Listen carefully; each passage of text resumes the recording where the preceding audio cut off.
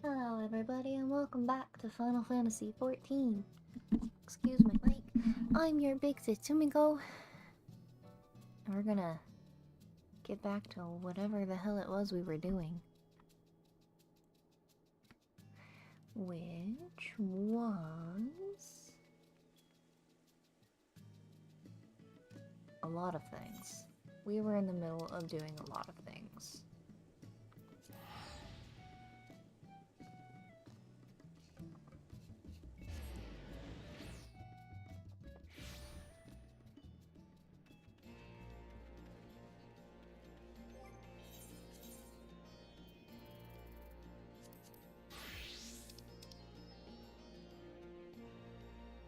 Let's see.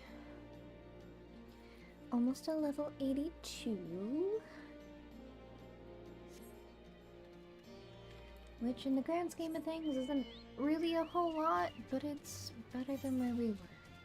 It's one step closer.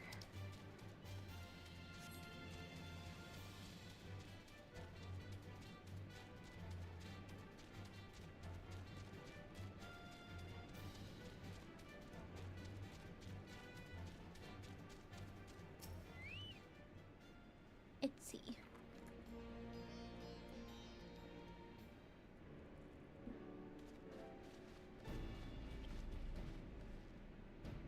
Well, here we are again. Alphinaud regaled me with the thrilling tale of hidden treasure troves, mid-meeting betrayals, unlikely alliances, and joyous homecomings.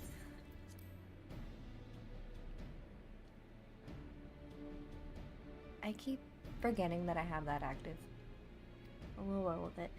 I was patrolling the palace grounds with Thancred and Y'shtola when we heard the report of a primal in the throne room. I honestly doubted my own ears.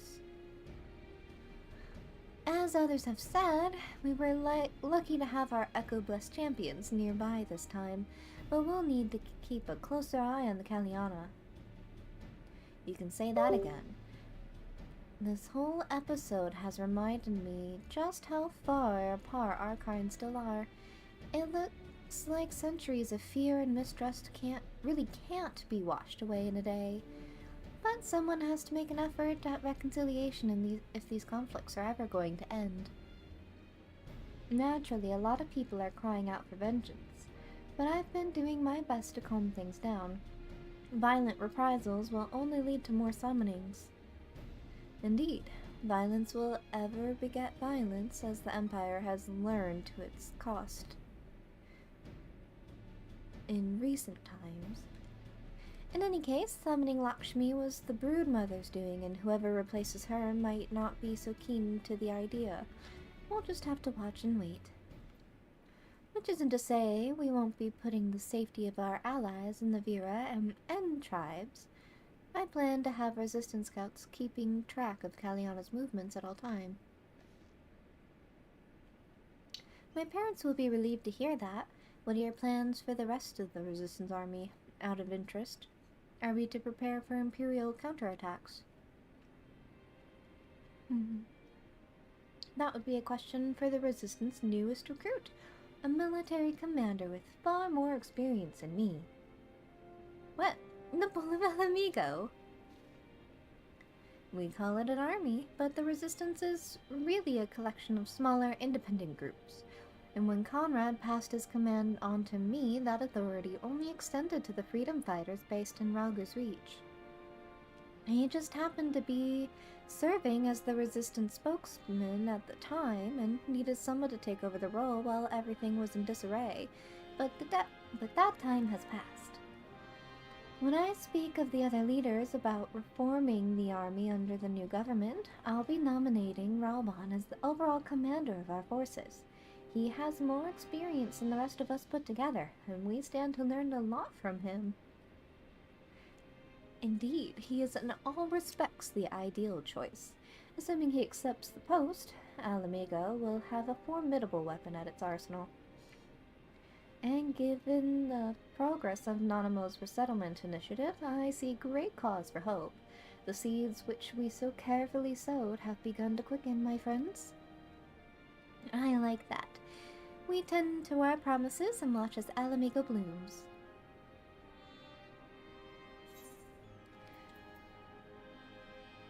Detachable arm optional. Okay.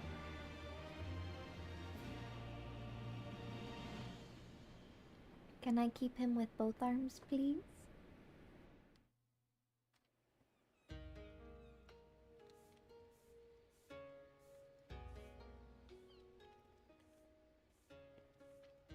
I do give thanks to the kami that my makeshift raft withstood the fury of the seas.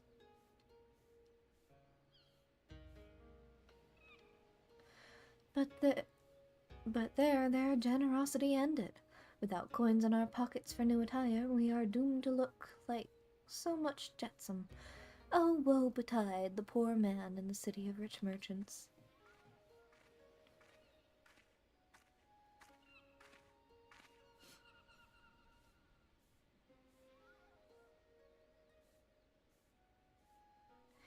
These dango are delicious. Will you have one? More sweetbreads? I surrendered my blade to secure what few coins we have.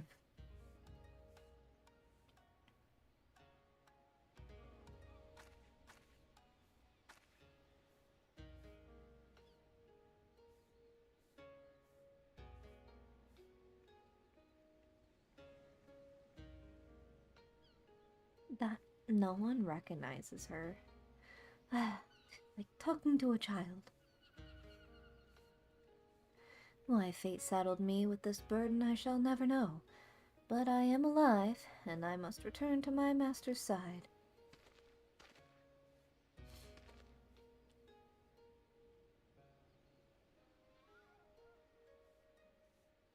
Come, Tsuyu, we shall find a ship to carry us across the Ruby Sea.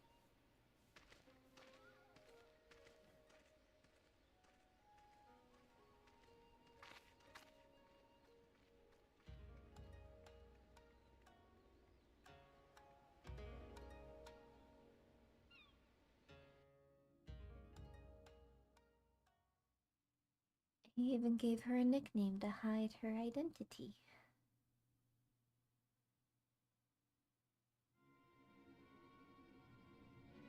What's happening in the Empire? Have you read the reports? First Oma, then Ala Mhigo, and Lord Xenos put to the sword. I do not believe everything you read. I hear the Viceroy was merely wounded, and that he has already returned to the capital. Naturally, the savages beat their chest and boast loudly of taking his head regardless. Nay, Lord Xenos lives? Deplorable that our own officers should be fooled by Eorzean misinformation. Small wonder the provinces have begun rising up in rebellion. We must prepare an official, and above all, accurate announcement to quell these pernicious rumors. They would wage war with empty words, then let them produce the Viceroy's remains then. We shall soon put the lie to their claims.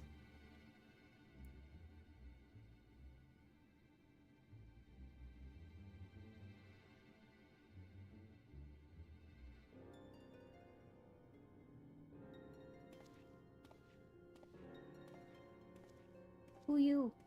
Come back. Wait a minute.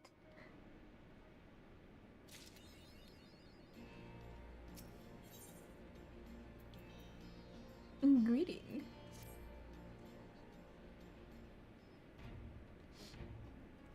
Timko, great timing. I was just about to send word to the Scions. I've got lots to tell you. The Council has officially recognized the Resistance as our standing army, and I expect you can guess who's been appointed commander. Suffice it to say, we're in good hand. That was bad. Having the Bull of Ala Mhigo at the helm done wonders for morale. People were dancing in the streets when the announcement was made, and we have you and the Sultana to thank for it. If you two hadn't worked your magic, he'd have never contemplated following his heart. The Council has also decreed that we're to maintain a presence at Rauger's Reach. Lise will continue to lead our forces in the fringes, a job she's been doing tirelessly, a bit too tirelessly, some might say. We're constantly having to remind her to rest before she falls over. That's an exaggeration, and I always get up again. Anyway, we can hardly afford to lower our guard now, not after our latest brush with Lakshmi. Speaking of which, we've been keeping a close eye on the Kalyana, and it looks like they've chosen a new leader. It's, Shanti's daughter. You know, the half-dead one.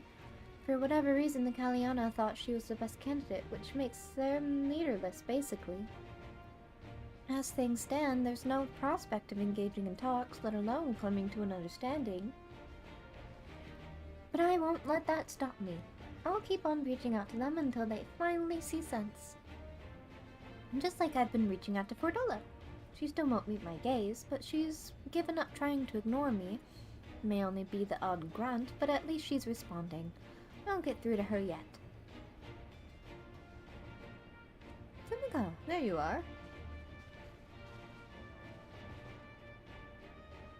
Alphino, Alize, is everything alright? We've received word from Tadaru. Hancock has apparently acquired information of great interest and urgency. More than that she didn't say, only that we should come to Kugane right away. I had a mind for the two of us to set forth together, but Alize is determined to make it a party of 3.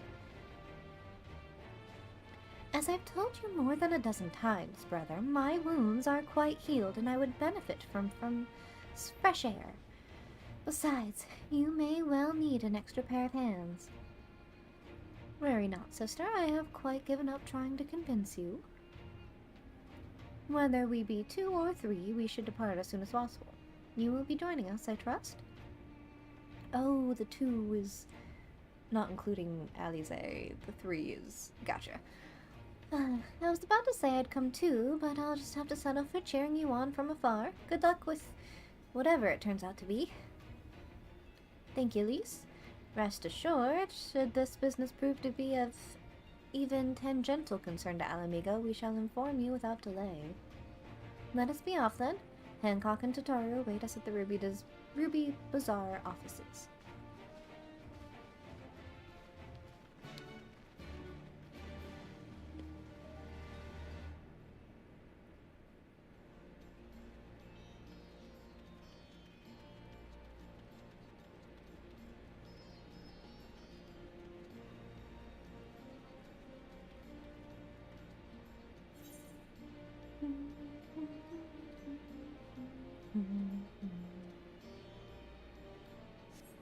There's so many things I need to do. You got it. I wonder if the conclave is open yet.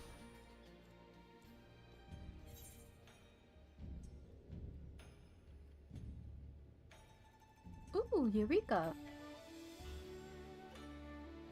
I should probably get that going.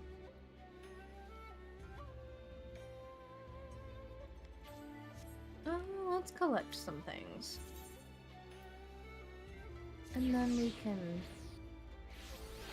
carry on.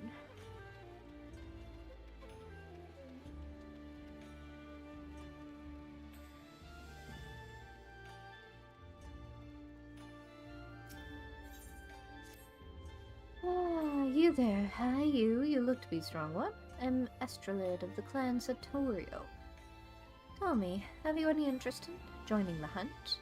Just a moment. You are a newly made member of Clan Centaurio, are you not? Sumiko, was it? I knew it! I've heard your name from good Ardolane. To hear him tell it, you're quite the hunter. Am I?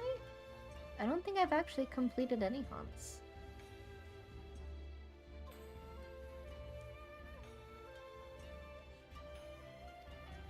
Heed the call and prove yourself.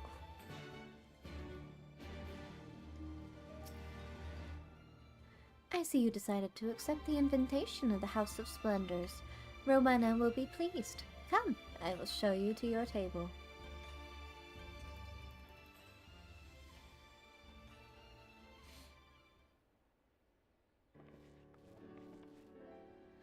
It's good to see a familiar face in these parts, particularly that of a woman who might well be my most valued customer. Hey ho! Oh.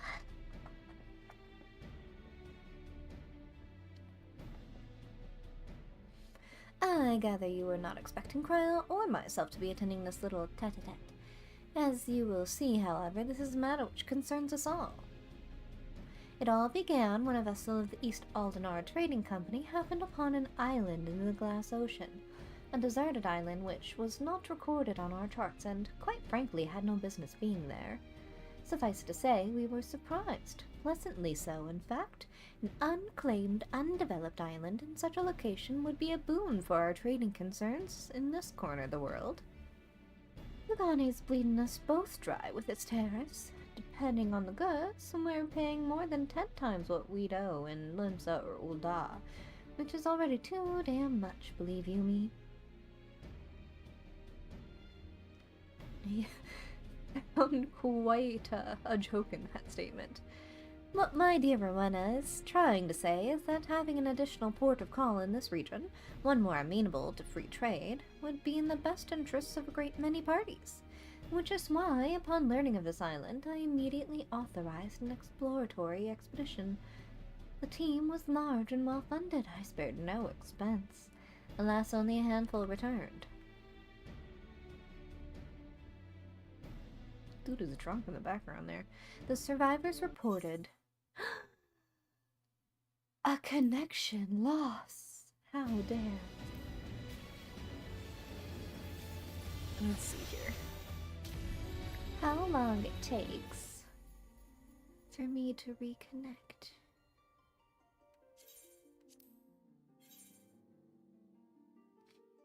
What a shame, what a shame.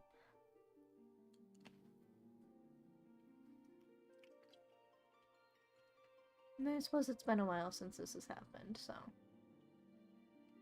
can't really complain.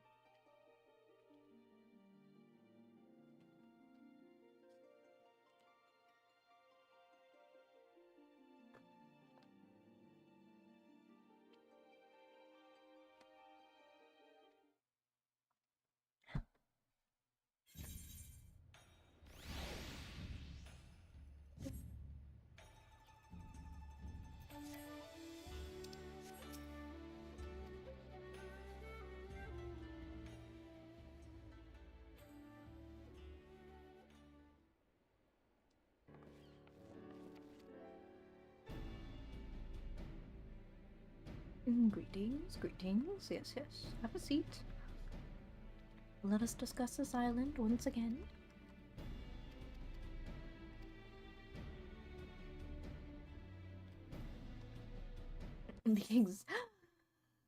Why? Why are you like this?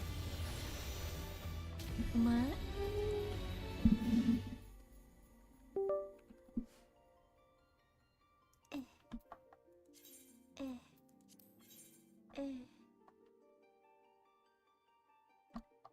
Yeah, I'm aware.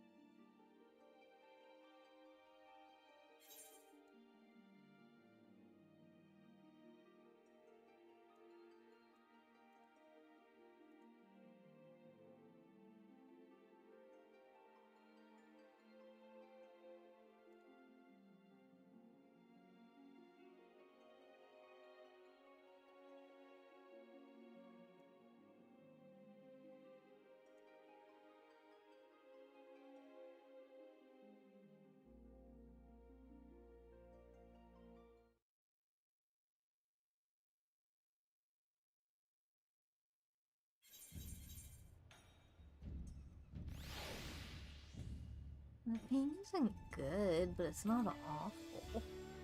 I don't see why it keeps dropping.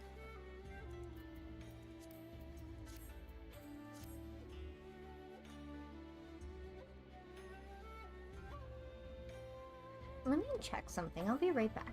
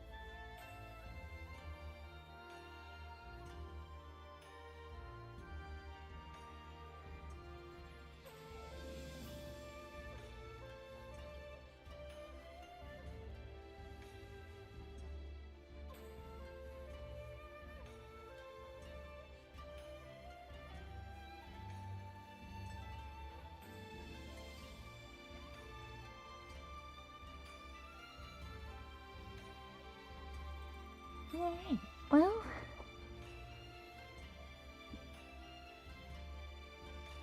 I was not connected to the Ethernet. That was all Wi-Fi. So the fact that I was doing so great is quite amazing to me.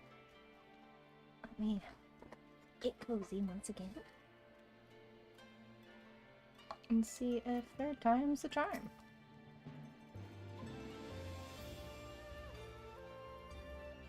A lot is wonky right now. As far as, like, the internet, or... Yeah.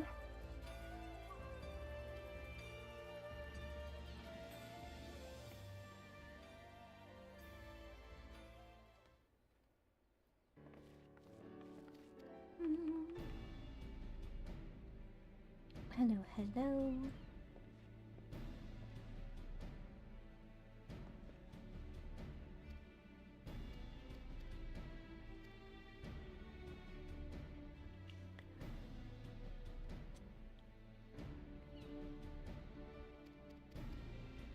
Let's see. Angry face. The survivors reported irregularities with the island's ether, which we believe gave rise to a number of strange and monstrous beasts. This regrettable turn of events forced us to reevaluate our assessment of the island and put our plans on hold for a time. If development was to proceed, it would require a great deal more capital than originally anticipated. I like little flowers. So he came to me and mine for a handout, and I obliged. But before you scoff, know that some of my regular customers were members of that failed expedition, and what they told me was enough to justify the expense. Tales of treasure, of untold wealth and riches and God's knows what else. I will have to wade through all them beasties, but with great risk comes great reward, as they say. Spoken like a born entrepreneur. Your ambition and ruthlessness are admirable, my lady. I dare say I could stand to learn a thing or two from you. In any event, having formed our partnership, we wish to dispatch a second joint expeditionary force to the island. That said, if we were to send just anyone, their fate is like to be the same as that of the first. So this time we've a mind to send a dab hand, veteran of 1,000 battles, a tried and true killer. You see where I'm going with this? While I lack your aptitude for warcraft, I will be joining the expedition as a researcher. The Scions have an interest in this island. How perceptive of you. You are right. This is not the sort of affair that would normally concern us. However, after speaking with the others, they have consented to my participation on account of my personal interest. You will forgive me if I say no more at this time. If my suspicions prove true, then I will tell you everything, I promise.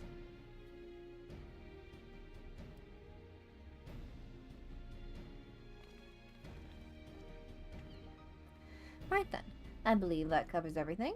The company ship that will deliver you to the island is waiting to receive you. You may proceed to the pier whenever you are ready to depart. Oh, and so you're not surprised you'll have company. A craftsman whose help I reckon we ought to have, and he should be at the pier already. Is it Geralt? Rowena and I still have a few things to discuss, so why don't you go on ahead? I'll catch up with you later.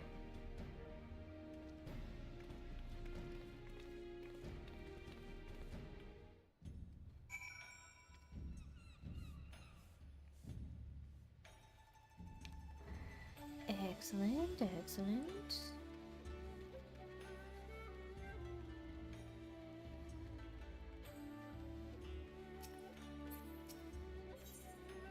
Alright. We'll go there in a bit.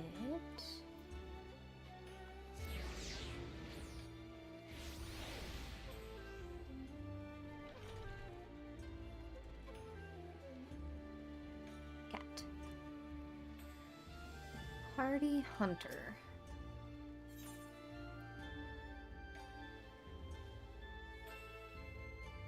I think it's fitting. This is in regards to the last Monster Hunter game, but it's still fitting since one just recently came out. I never even finished this one, the other account. Well, well, if it isn't my old rival, Tsumiko Shikami. Who the hell are you? Come at last to learn from a true hunter of elite marks, have you? Forgive me if I seem overly presumptuous. Being the renowned adventurer that you are, I've always considered you a rival of sorts. A healthy competition goes a long way in keeping one's skill sharp, you know? Aye, but a hunter ain't worth shite without a smithy to keep him armed and armored. You'll have to excuse him. He's never been one for social graces. But he's a damn fine hunter, and what he brings back to the forge keeps me in business. There's a time for grace when game is afoot, which reminds me, I have news of a quarry that may pique your interest. I recently come across a rather peculiar bill on the Hunt Clan board. Here, have a look. A dragon. The bill depicts a crimson wyvern unlike anything you have ever seen. Unfortunately, further reading of the bill reveals nothing of its origins. Strange, isn't it? Not only is the drawing unabashedly crude, the bill itself lacks the formality expected of anything approved by the Centurio clan. Still, a bounty is a bounty. Before setting out, though, I thought it wise to first confirm the details of the quest, and therein lies the rub. The clansmen weren't even aware that this bill had been posted. Likely the escapades of some mischievous youth, they said. But if this beast truly is out there somewhere, what manner of hunter would I be if I didn't go and find out? And from what I've been told, you're never one to back down from a chance of adventure. So how about it? Will you take up the hunt? There's just a floating airship out there, excuse me?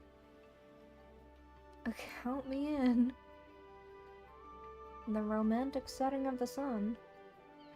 Every bit the thrill-seeker I marked you for. Glad to hear it. To make things a little more interesting, what do you say we make this a race, eh? To see who can slay it first. I'll even give you a hint to get you on your way. The beast we're after is the Rathalos, King of the Skies, they call it. From what I've gathered, it was last spotted somewhere near the Asum Steppe. You're like to learn more of it if you speak to the locals at Reunion. As for me, I still need to prepare before I can head out, so consider this a head start. Good luck, Mhigo, and may the best hunter win.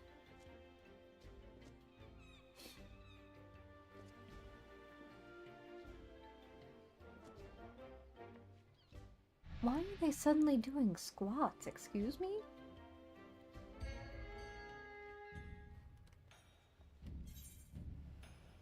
Alright.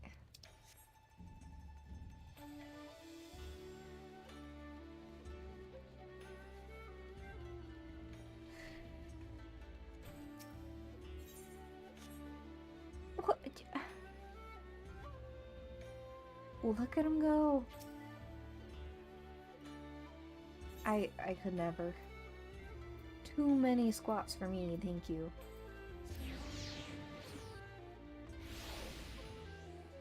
Wandering minstrel?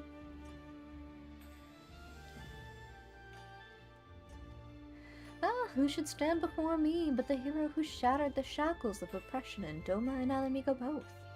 In spite of your burgeoning fame, I am honored that you should willingly share your precious time with this humble minstrel. If I may ask, how are you enjoying the Far East? With its many charms, it is an easy place to like. Indeed, it holds a special place in my heart. You might even say it's a second home to me, often as I find myself here on my endless quests for verse. And on this particular visit, the proprietor of this theater chanced to hear me perform and took a shine to my work. One thing led to another, and a number of my songs were adapted to the stage. Everything's red. Such are the crowds they have drawn. I have since been commissioned to write pieces for a new production. That is not to brag, mind you, nay, far from it. For though I am glad for the approval, the truth is I have been struggling to summon forth the inspiration with which to fuel my creativity. But of course, your recent exploits would well provide me with the inspiration I need. Such events you must have witnessed, such emotions experienced, and your struggle to liberate Doma and Ala Mhigo from the clutches of the Empire. Though the tales have been doing their rounds, there is no substituting a first-hand account. Nay, I would see from the eyes of she who stood in the thick of it and know the depths of her heart. I shall remain in Kugane while I compose my pieces for the Midukoza. Whenever you can spare a moment, I ask that you regale unto me your recent adventures, and I shall see to it that they are immortalized within these halls. Alright. Ah, something heroic this way comes. How fare you, Tsumiko? As ever, I am seeking inspiration to draw upon for my work. If you have any new experiences to share, I should very much like to hear them.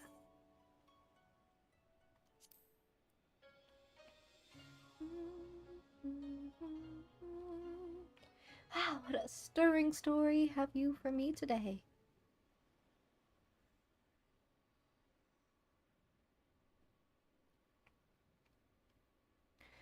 To lose her beloved daughter not once but twice. First to the Empire and then to the Primal's false promise.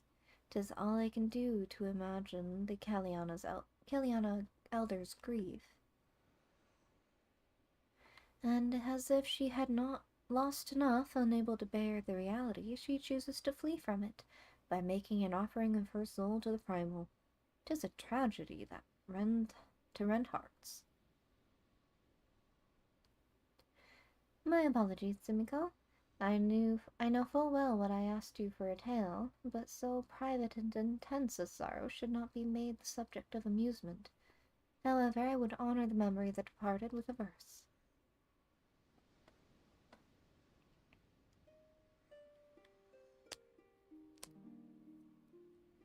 For her daughter's life a mother mourned, and but from the flesh her soul was torn. For her daughter's smile a mother yearned. Now from a dream she may never return.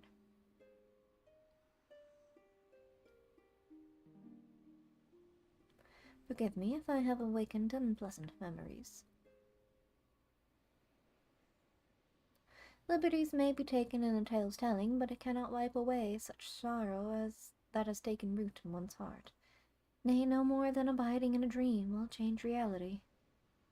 Even so, we may pray for wounds to heal and scars to fade, and so I shall pray for the Kaliana, for all those who grieve, that they may one day know peace.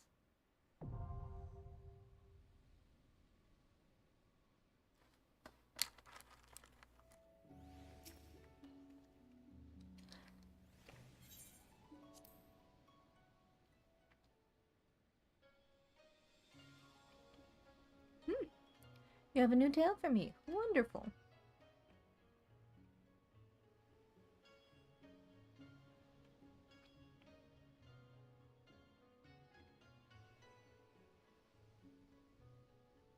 A clash against a kami of legend.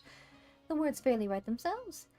Yes, this would adapt very well indeed for the stage, and I dare say even the Kojin would come to watch. As this song is about you, however, 'tis only meet that you are the first to hear it. Lend your ears, then, to the tale of your furious encounter with Susanoo and the Lord of the Revel. I can hear him just laughing. Upon eastern seas, 3 treasures join to birth the Kami great, whose sacred blades strike on hearts and cleaves the land in straits. From western lands a challenger comes, a hero from afar, whose radiant blade sets souls ablaze and outshines the very stars.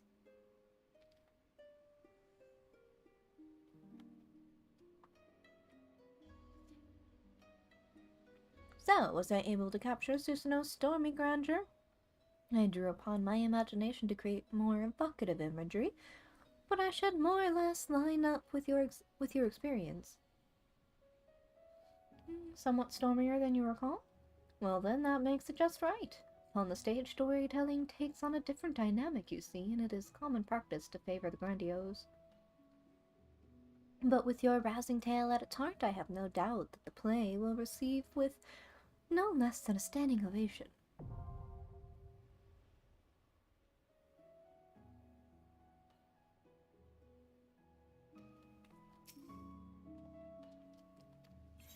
Last one.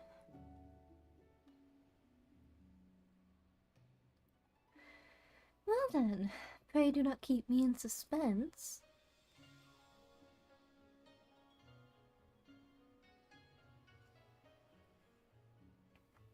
Shinra, a being of pure violence, born of the torment of they who died for their homeland.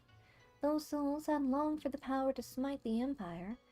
Little would they have imagined that this power would assume such a form, nor that it would fall into the enemy's hands to become the ultimate obstacle to freedom. Bound to the will of Xenosia Galvez, a pitiable man who feels not safe when at the edge of death. He just wants to feel something. The power to smite, the power to save, a desperate man did directly crave. High though the price, in full did he pay, creating a god where his dead body lay. The power to rise, the power to vie, a lonely man did madly desire. Forsook his flesh, for such was the toll, binding to a god to his insatiable soul.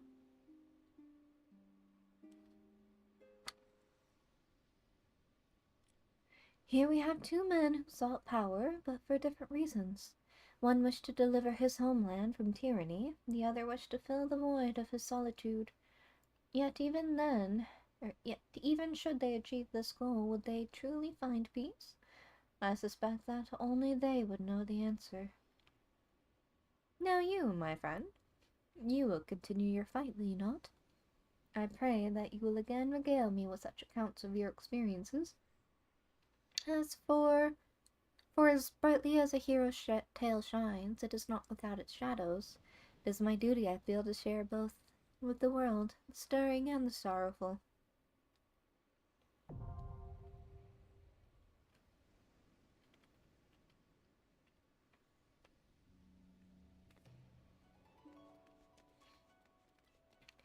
Keiten, what have you? Oh, this is for the raids. Okay. Falling behind on these raids, man. Welcome, milady. Is there a young maiden here who... There's a young maiden here who would speak with you. With me? Oh, wait. I know you.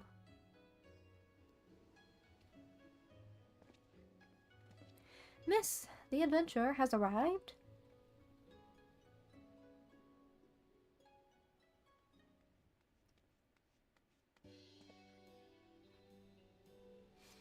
And here she is, the liberator of both Doma and Ala Mhigo in the flesh. I am Nina Murilla, correspondent for The Raven. You may recognize me from my expose on the secret lives of the homunculi. But enough small talk. It's not for nothing that I've been standing here since yesterday morning on the off chance you'd pass by.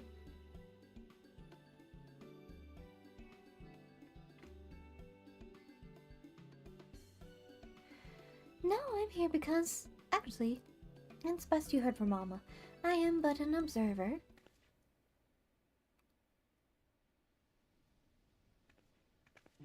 Alma, come!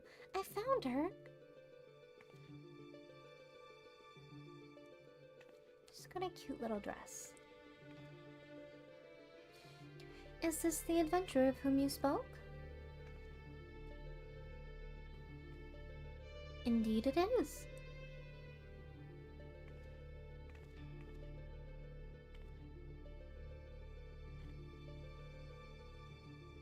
Please, I beg of you, find my father. You are his only hope. It's alright, Alma. We are attracting unwanted attention. Might I suggest a change of venue? We will wait for you at the Prima Vista, the theater barge that has a berth at the airship landing. Was it the big airship that I saw?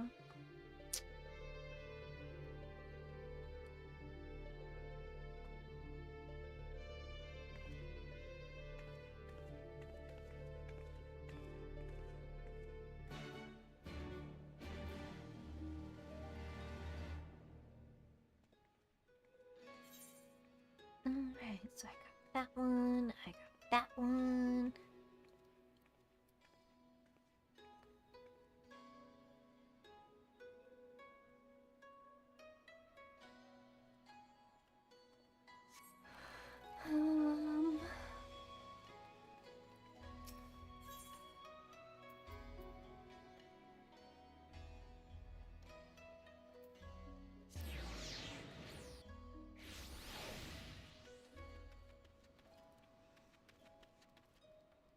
Yeah.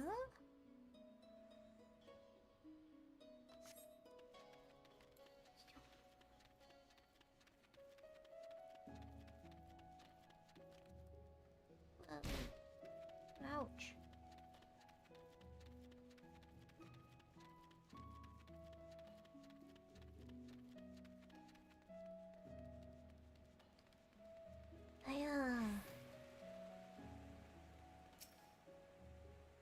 You were spent by the East Aldernon Trading Company, then there is still a chance. Permit me to apprise you of the situation. The castle is presently held by a group of criminals under the leadership of a merchant named Kageyama. We believe his demands to close off our borders, as lucrative as this seems, are a vain attempt to eliminate what he sees as a threat from foreign business.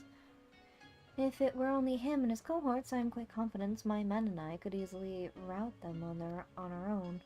The problem, however, is his bodyguard. Our informants tell us he is a swordsman of great renown in the Hingan underworld. He demands exorbitant sums of money, defending his clients with seemingly inhuman displays of strength and skill commensurate to the price he is paid. Yojimbo? Your task will be to contend with Kageyama and his hired blade in the heart of the castle. With all eyes focused on you, they will fail to notice my men's intrusion to rescue the hostages. It shames me to ask this of a civilian, but if we are to save those people, I can see no other way.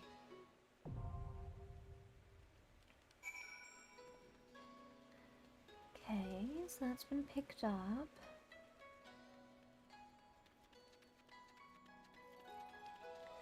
Man, this whole jog thing is nice. I approve.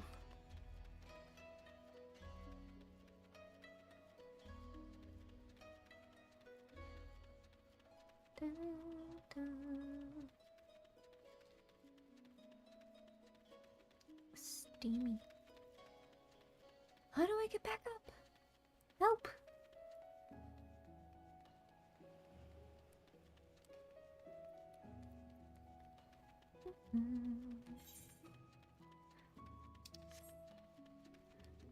Okay, so I have something to complete here.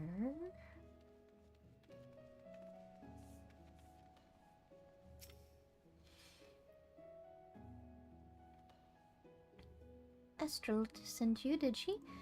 So you are the one you are the one of our clan named Sumiko. Well met, sister. I am Mulviva.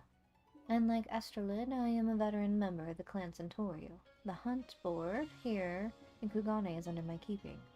I confess I am shocked to hear an adventurer who has made such a name for herself, as you say, has yet to rise in our ranks. What evils have you done to stay your climb? Oh, am I in the wrong, am I? Well, this much I know to be right. For a savage such as yourself to languish in our lowest ranks is a waste not often seen in Clan Centaurio. And so by the power vested in me by Clan Centaurio, I grant you the right to undertake 1-star veteran clan mark bills. See them done in number, and one day you too will find yourself among the Centaurio elite. I do need to start actually doing these. I think you get mounts and stuff. Heed this advice. Do not mock the single star. The strength and ferocity of your prey will be far greater than others you've known before. Hunt bold, but hunt wary. Yes, ma'am.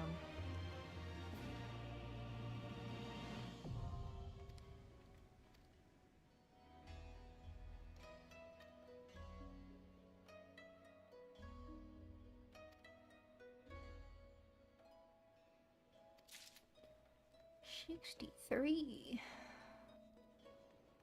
Just because I'm curious.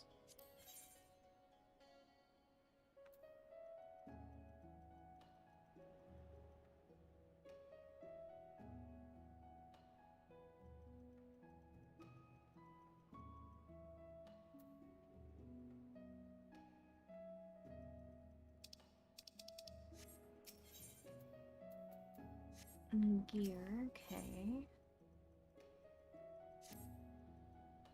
Gods be good. It is not every day I see one as strong as you pass by. You're the firebrand, the one whose ways have kept her from rising through our ranks?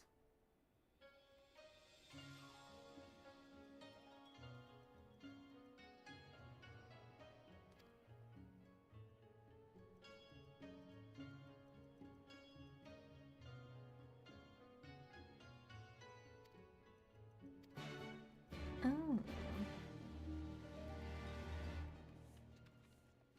So they keep giving me things. She mentioned it was time you tried your hand at a 2nd star. It would seem she's quite taken a liking to you. Rightly so, Esterlid has always fawned on strong women. I suppose there's no faulting her for that. So be it. I'll see to it our 2 stars are at your disposal. But you would do well to know the difficulty will be far greater than 1-star hunts you've seen. Prepare yourself. Okay.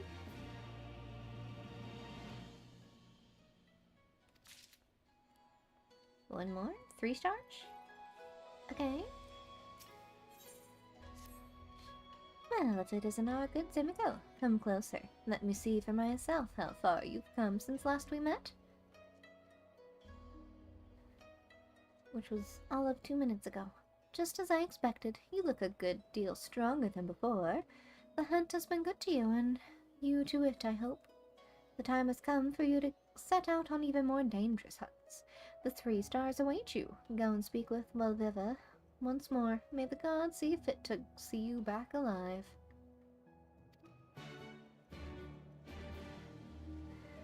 It's free experience, so I can't really complain.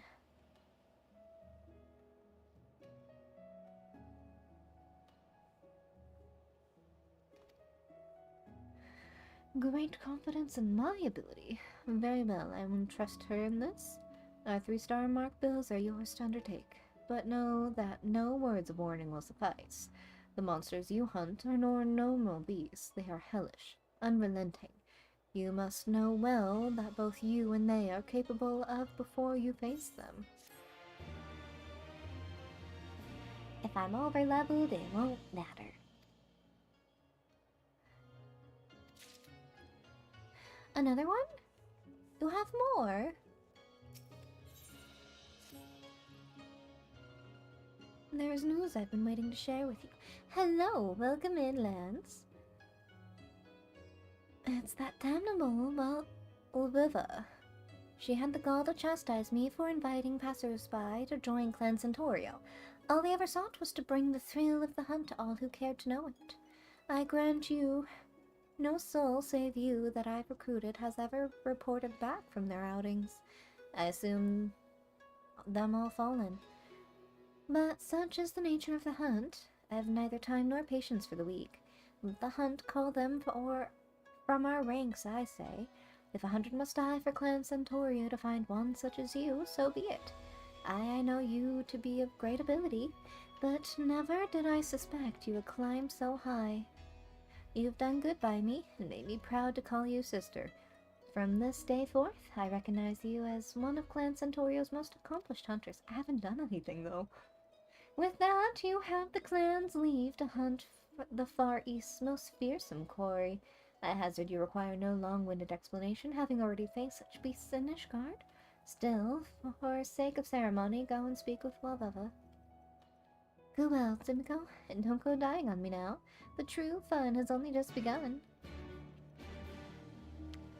Madam? How many stars of these is there for me to... Hail, Simiko. I have had word from Stormblood. It seems she has vouched for your promotion to Clan Centaurio's elite. I agree, you have proven yours, but I haven't done anything. There is nary a soul in the clan who doubts your ability. Be welcome to our highest rank, sister. We wish you good fortune in your future hunts, and you will need it, for now you hunt the fiercest prey the Far East has to offer. On these hunts, we grade our quarry according to its strength. The higher the grade, the greater the bounty. But, of course, so too is the greater the danger. Never has Stormblood thought so highly of one of our recruits. You have come far. So far, any further words of warning may be meaningless, but I will give them all the same. Now more than ever, do not overestimate yourself. Oh, pocket change.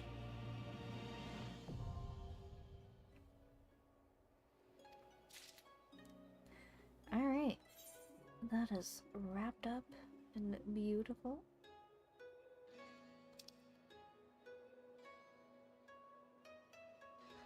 Should I carry on then? Let's unlock...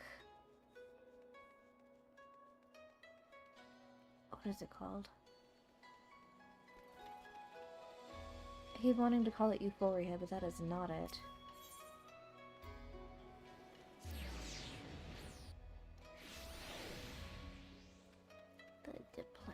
Geralt!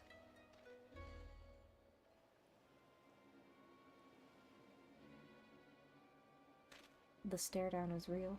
No matter how many times you say it, you whiny little shite, I ain't about to let a bloody stranger waltz up and deign to tell me which way my bread is buttered. Now piss off.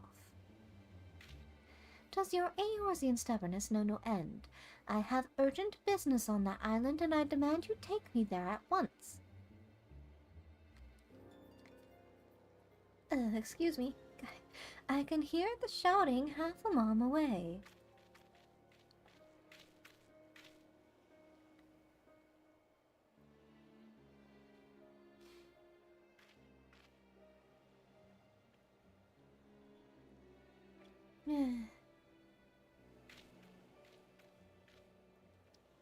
Geralt, what is all the fuss about?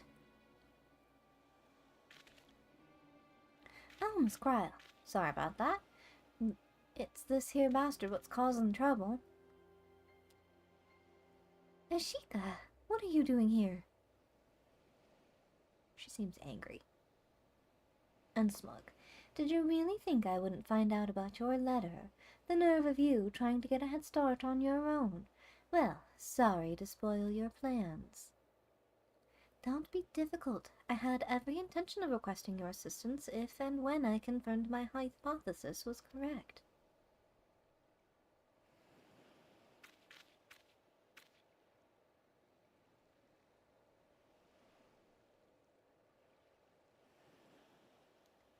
Forgive me, you must be completely at a loss. This gentleman on the right is... Wait, you already know each other, do you not? Well, as you may have guessed, Geralt will be lending his considerable expertise in our expedition. And on the left we have... Hejika Tsunjika of the students of Baldesion, and you must be the so-called warrior of light, charmed, I'm sure. I'll thank you to knock it underfoot. Excuse me. Manners, Ajika. If you intend to accompany us on this expedition... Of course I do. If you think I'm about to let a by-the-book traditionalist like you conduct an independent investigation, you've got another thing coming. I should be glad to welcome the assistance of a preeminent scholar such as yourself. Now, if you would be so kind as to stop badgering poor Geralt and board the ship, we can get underway.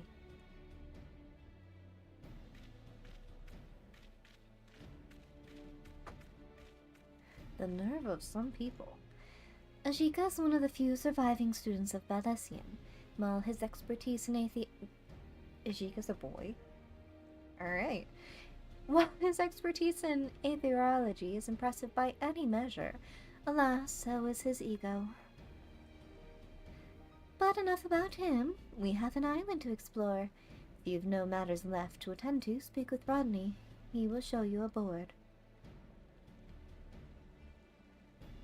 Hail, good sir.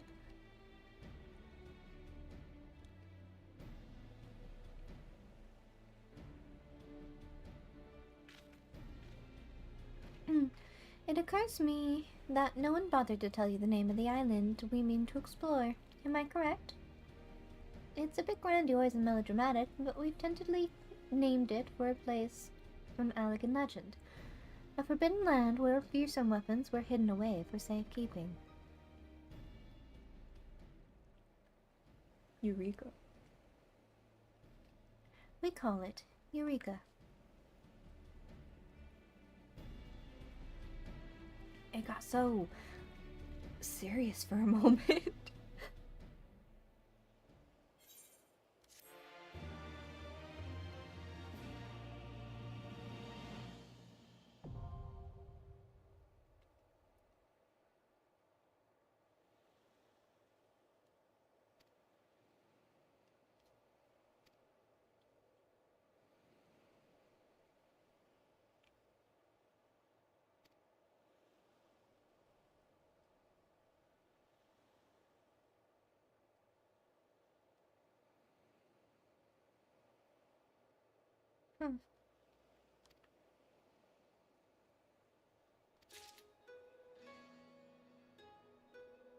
Alright, well. Side stuff aside, we have a main story quest to get to.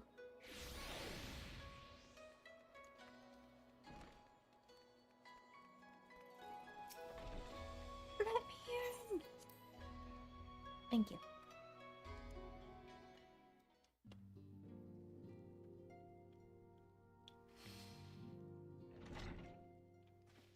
Look at her and her cute earrings. My friends, thank you for coming at such short notice. We were told the matter was urgent.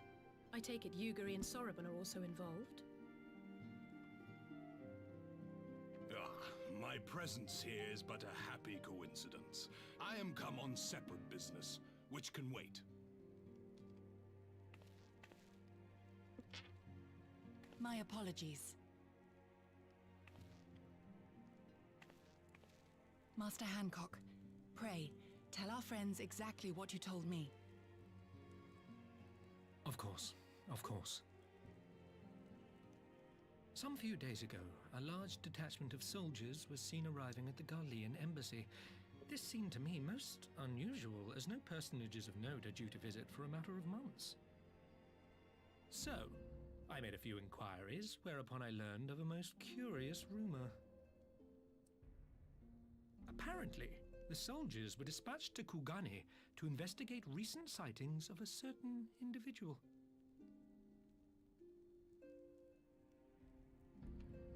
The late acting Imperial Viceroy of Doma, Yotsuyu.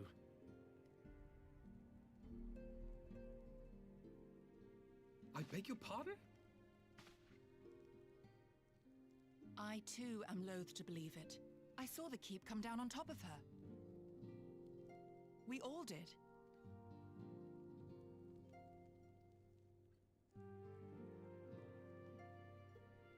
would not presume to question your eyewitness accounts, nor am I one to take rumors at face value. The fact is, the Garleans have no knowledge of what took place at Dormer Castle. They may well be chasing after a woman who merely resembles Yotsuyu. But a woman who resembles Yotsuyu in the company of a grizzled Rogadan samurai? I dare say that thickens the plot. Gosetsu! He's alive! While I've no conclusive proof, I thought that such a possibility warranted your attention. Have you informed Lord Hien? Well, I think we'd all like to believe the old bear survived. Indeed. While I dare not give myself wholly to hope, I will not deny that I have prayed for such a miracle ever since that fateful day. But regardless of my personal feelings, if the Empire has seen fit to pursue these rumors so vigorously, we can scarce afford to ignore them. I am bound by duty to ascertain the truth of the matter. Will you join me in this quest?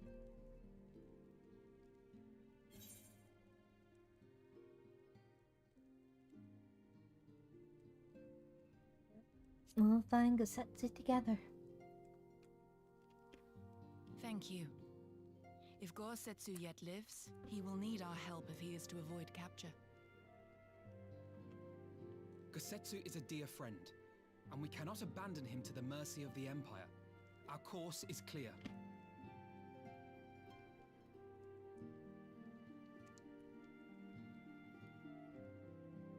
Hancock, is there aught else you can tell us? Alas not, but I have taken the liberty of employing one of the finest informants money can buy. You shall have the latest intelligence on the Garleans' movements, and more besides.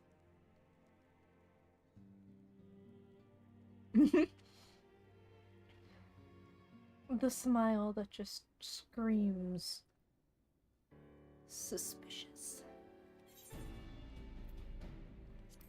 The informant awaits your pleasure in the backstreets of Sanjo Hanamachi. From its shining facade to its dark underbelly, few know Kugane as intimately as he. One of the finest informants money can buy. Why do I have a bad feeling about this? Permit me to assist you in your quest, my friends. The sooner your business is concluded, the sooner we may speak of mine. Should your search take you away from Kugane, my boat is at your disposal.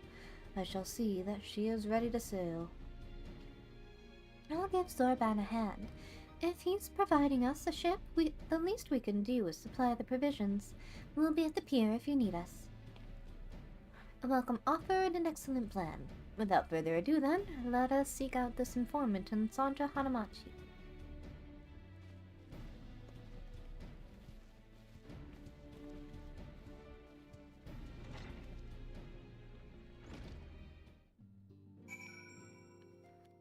The best informant money can buy. Kunst.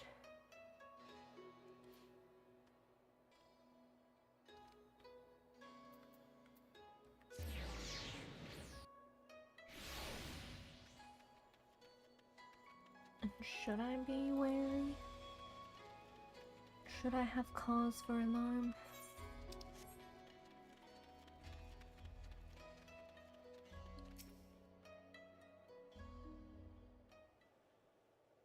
This should be the place. Now we wait to see who comes.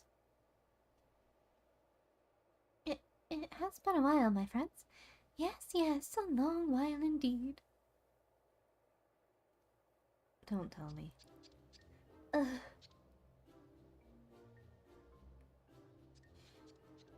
I knew it. Yodo, any funny business and you know what will happen, I trust. No funny business. Only loyal service and the finest quality information. Of course, such quality does not come cheap. No, but then Hancock already paid you. Honestly, you must think we were born yesterday. I've half a mind to call Lise. No, Lise, I beg of you. My boots. No, I will tell you everything I know, free of charge. The Empire searches for Yotsu, high and low, far and wide. Come to enlist my help, they did, promising rich rewards for decisive information.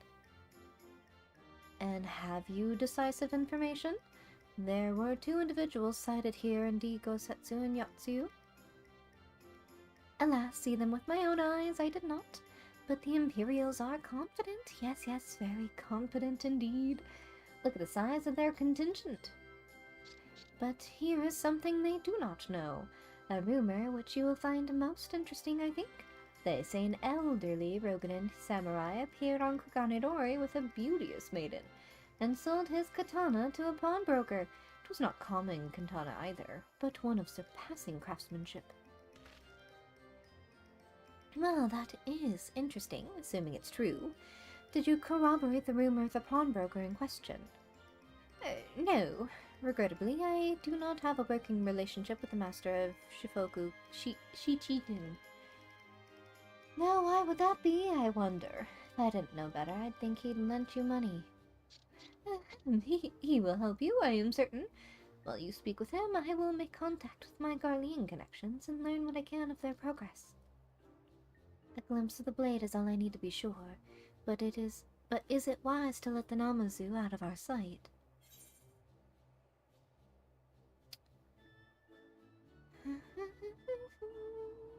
Ugh. He gives me bad vibes, but he's being paid and also threatened, and we know who he is. No choice but this, and a fine choice it is. Though I am adept at gathering information, it is so much more efficient to share the work. He's right, given the urgency, we would do well to split up. And so I will go with our friend here. Nothing improves efficiency like a little supervision. Yes, we will go together, and there will be no boots. Let's be about it then. Good luck with the katana. Shall we reconvene at the pier later on? Fragrant as the Ruby Bazaar offices are, I prefer the fresh air.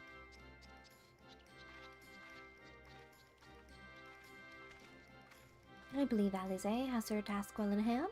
Shall we seek out the pawnbroker?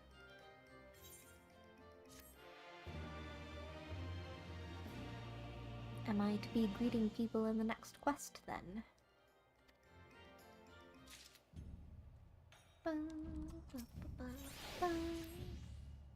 Everything is in order? Then let us proceed to Koganedori and find the master of Shofuku Shichiten. I can't... Some of these words I just can't spit out. At least I can pronounce the Doman words. Like the Ishgardian ones.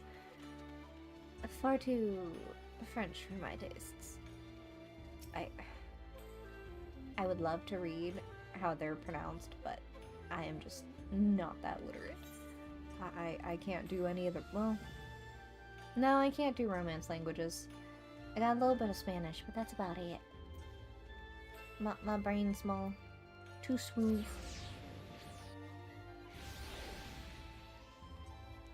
Let's see. Alpha, no. Perky bot. Smooth brain, yes. No wrinkles here. Not a single one. Welcome, good madam, welcome. Will you be buying, or... Ah, so you have heard tell of the Rogadan Samurai's katana. Small wonder, it is a fine example of its kind. One moment.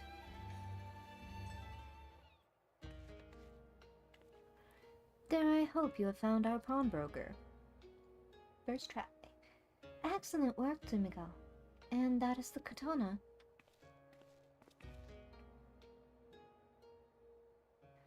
Very worn, very worn. There can be no doubt it is Gosetsu's blade. The craftsmanship is exquisite, is it not? And you will be pleased to know that the pledge has just expired. I should be glad to sell it to you, assuming you have the coin. This is no ordinary weapon, you understand. It is priced accordingly. But if you are serious, I suggest you act quickly, as several noted collectors have already expressed an interest. The blade represents conclusive proof of Kusetsu's survival. I suppose this could be considered a necessary cost in securing his safe return. Yet it is not a decision I can make alone, least of all when our nation has scarce begun to rebuild. I'll pay for it. Mr.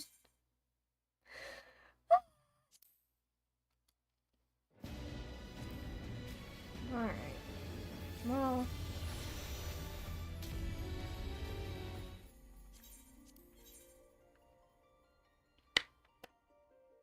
How are you today, Lance? Everything going well?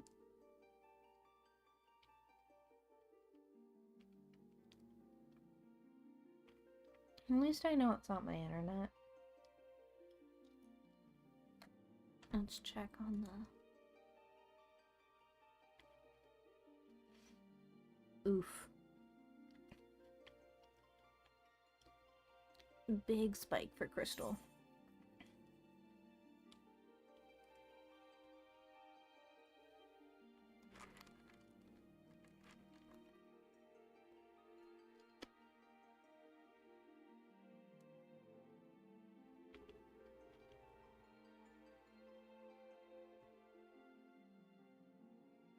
It looks like all the data servers, though, got pinged around the same time, so I'm wondering if they're having like a DDoS attack or something.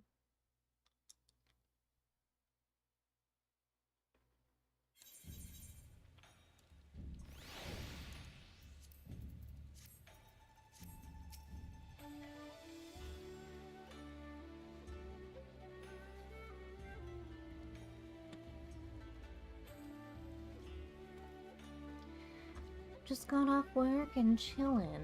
I like chillin'.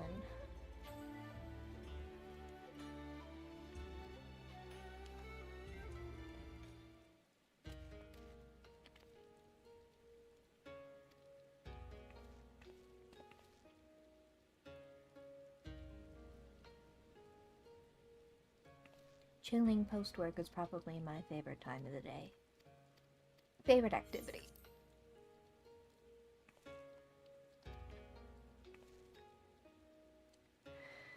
Would Mistress Tataru not expect it to be consulted?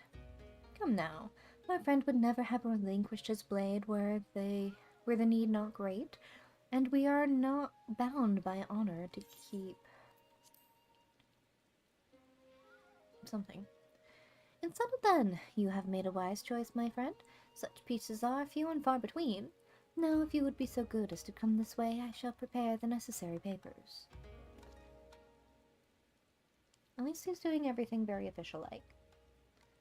Paperwork, certificates, nothing seems under the table. If I may ask, sir, after he visited your establishment, do you perchance know where the old samurai went? He is our friend, and we would return his weapon to him. A friend of yours, you say? I see. Well, then, I suppose there could be no harm in telling you.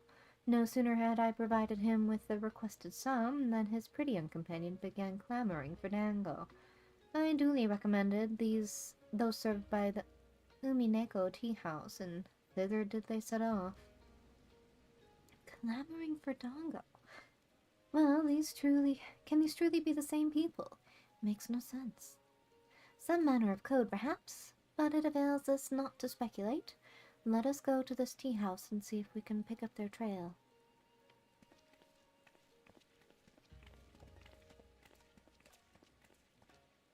Yeah, that's really unfortunate.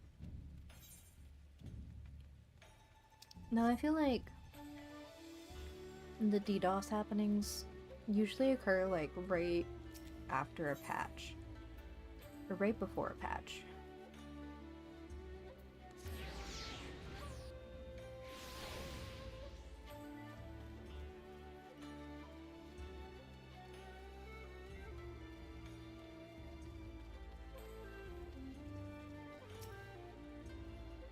Well, but of course I remember.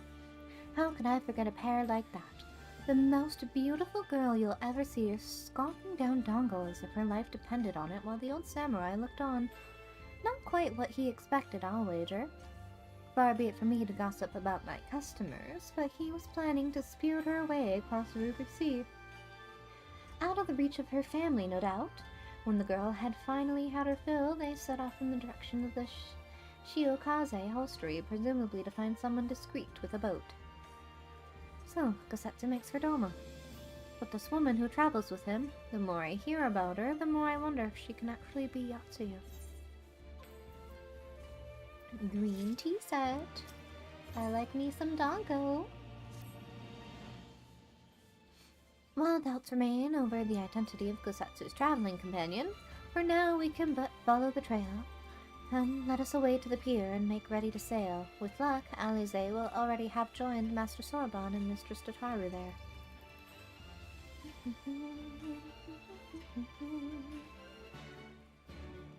It begs to question why Gosetsu wouldn't have just gone to the Ruby Bazaar. It's not like he's unaware of their connections. He wouldn't have had to sell a sword. He could have sent a message out. Instead of making everything so damn difficult and trying to do everything by himself.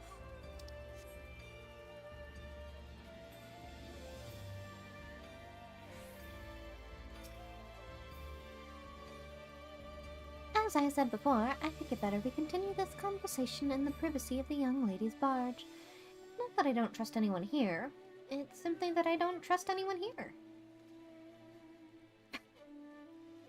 Alright. Geikar Minegumo has been instructed to look out for you. In future, speak with him when you wish to gain admission to the docks. I didn't actually want to go inside.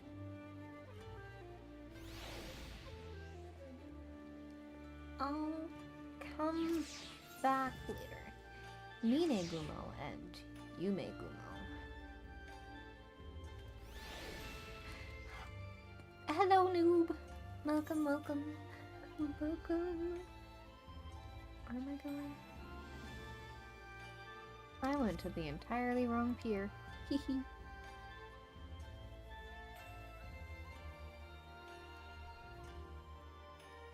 Yeah. Ouch. My knees.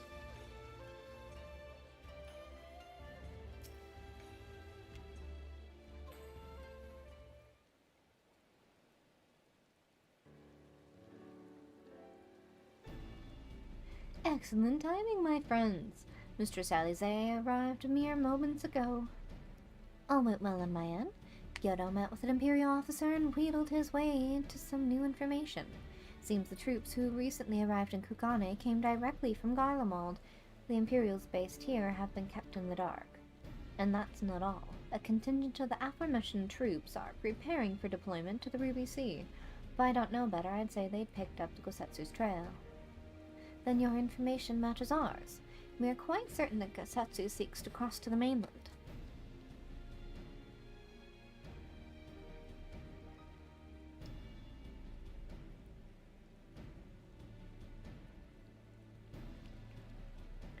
I'm sorry, did I hear that right? You used Scion's funds to buy Gosetsu's katana at the asking price? Aye, well, we were in some haste, and it seemed a worthwhile gesture. Speaking of which, here's the contract for sale. Pray see that the man is paid.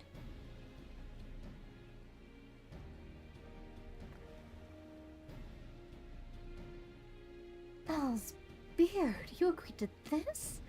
Give me strength. Well, it's not like the search can wait. You'd best be on your way. The look of disapproval on her face. But Alphanel, we need to talk.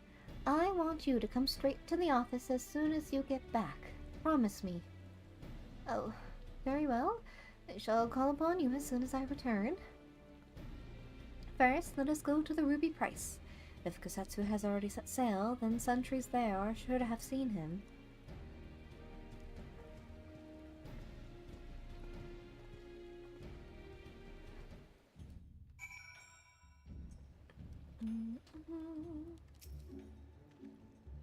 Totaro seemed rather vexed, did she not? Ever the melodramatist, I'm sure our finances can stretch to a single sword. Remind me to explain the value of such gestures when we next see her. But I digress. We have work to do. Hope on the waves. Let's proceed.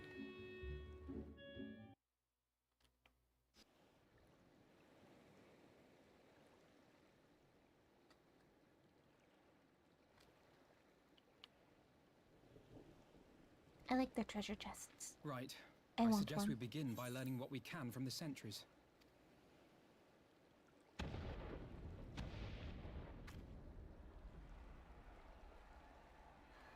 That sounds none too good.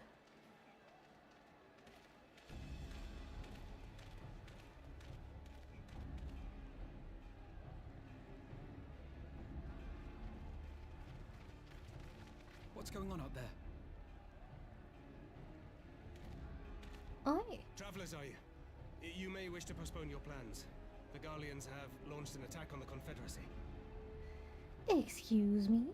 We have no reason to believe they'll turn their attention here, but for your own safety, I suggest you return to Kugane.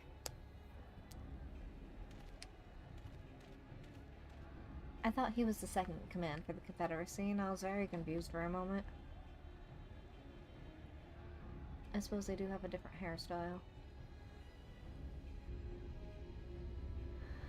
The hell is that? What the hell are those?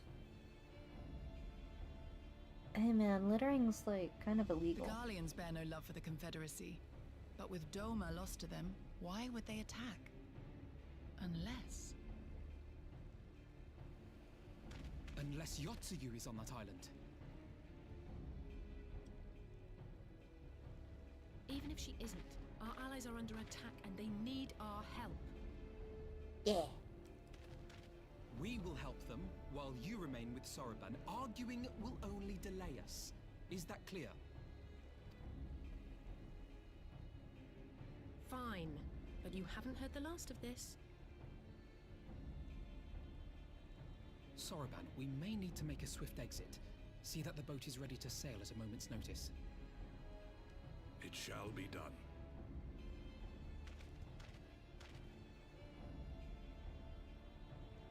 What, and you're going to swim there, are you? 'Tis the quickest way, and you may rest assured I've been practicing.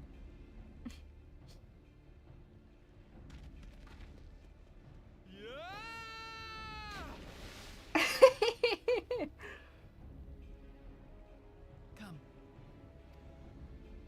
Oh boy, is he something else. That boy never ceases to amuse me.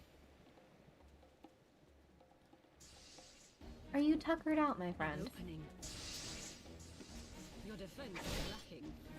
Leave it to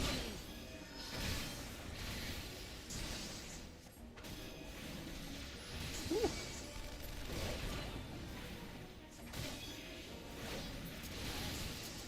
We'll keep it.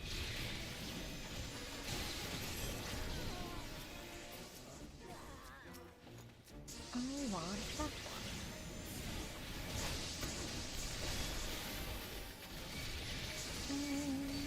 Here. Okay. Yeah. Okay.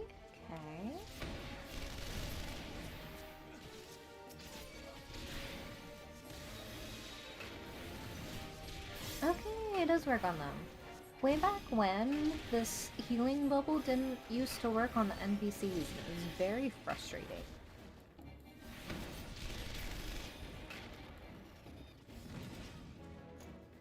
Where to now? Up the steps.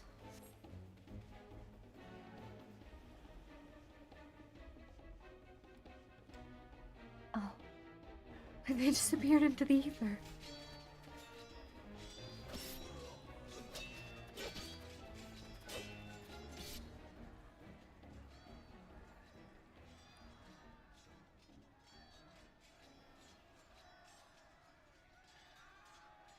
Lady Yotsuyu, we're here to rescue you. Please, come with us. Stay back, Tsuyu.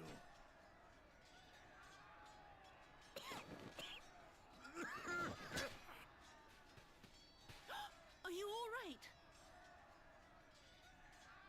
Is he all right? Gazetsu! Huzzah! Damn it, we took too long. Change of plan. Eliminate hostiles. All forces, attack!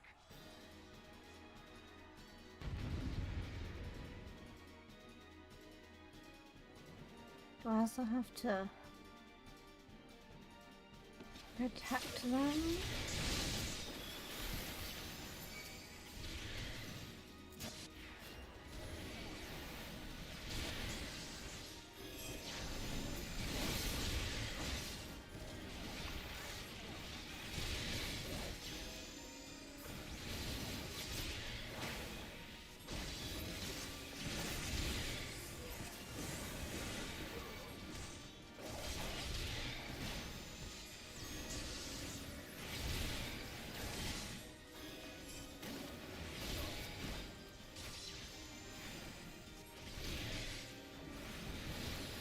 I can do this much. That is not an issue.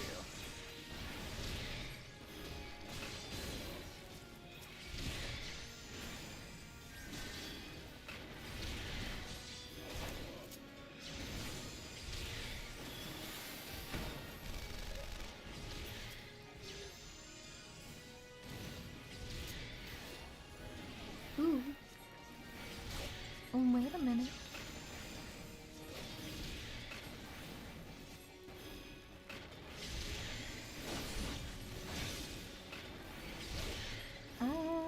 I should be able to.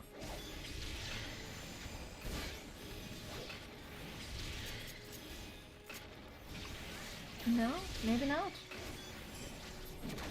Eh. I failed. That's okay. They all survived.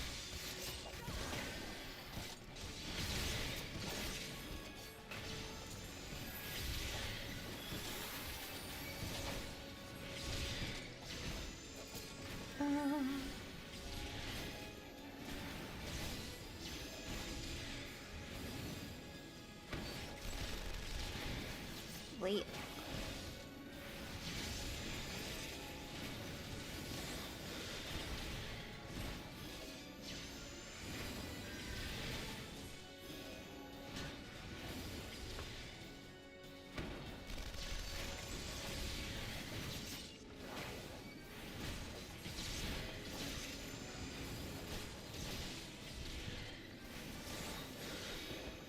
Is she doing a thing?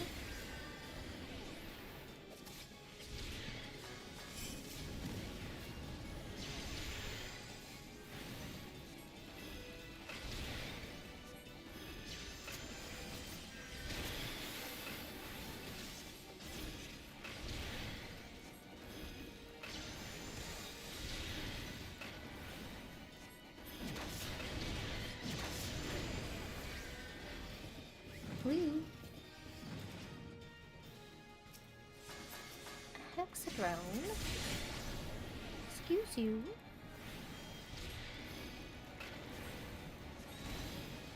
In this way, please.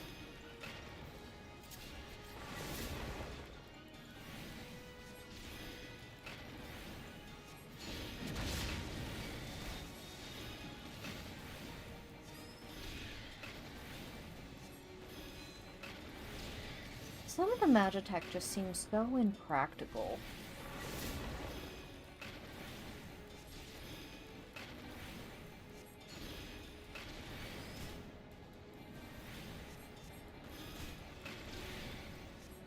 Hey.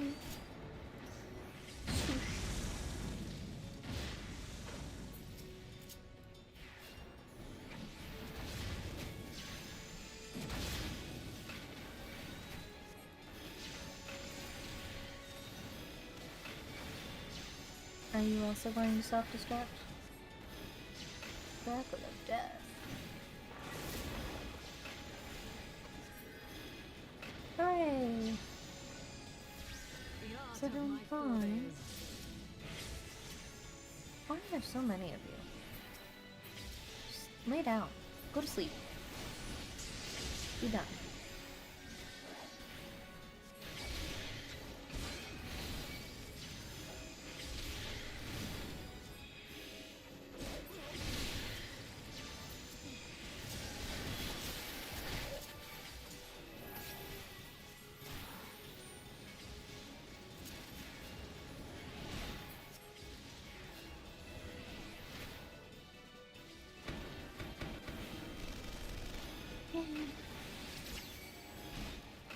One at a time, I suppose.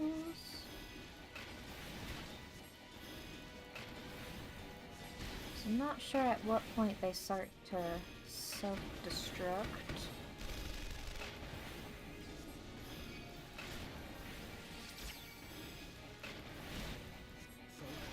Release!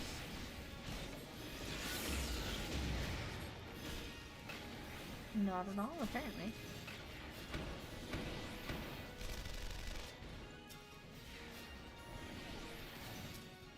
Ooh, they do.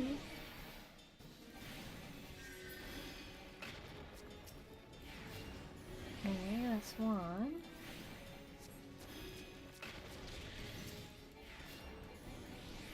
I can kill this one.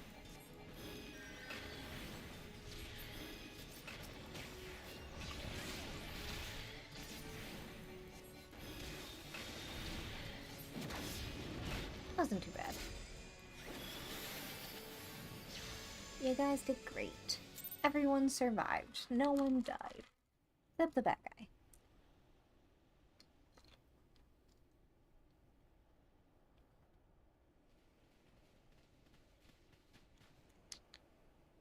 Gosetsu, thank the heavens.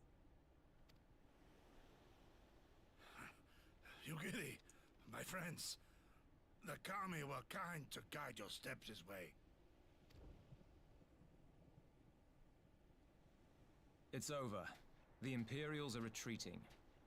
I suppose we have you to thank for that.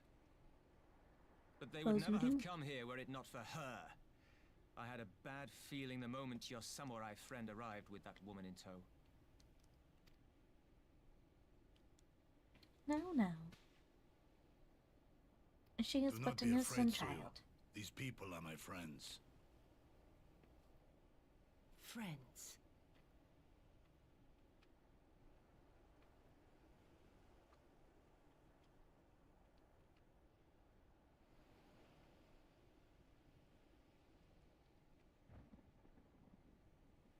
Forgive me, but at the risk of souring the mood, I believe you owe us an explanation. You may Yes. start by telling us what happened at Doma Castle. Of course. I'll not begrudge you that. As you know, we were trapped inside the keep when it collapsed. But even as the roof crumbled above us, so too did the floor below. We were swept out into the One River, where we would surely have drowned had a stout wooden door not chanced to float by, offering us a raft of sorts. Exhausted, we drifted out to sea, at the mercy of the tides, which saw fit to dispense us on a desert island. She was with you the entire time. Aye. 'Twas her kimono which saved her from Hien's blade, believe it or not. Some Garlean witchcraft in the weave. But it offered precious little protection against the fall. Though she survived, she awoke bereft of all her memories, and speaking like a child. A trick, surely. That was my first thought,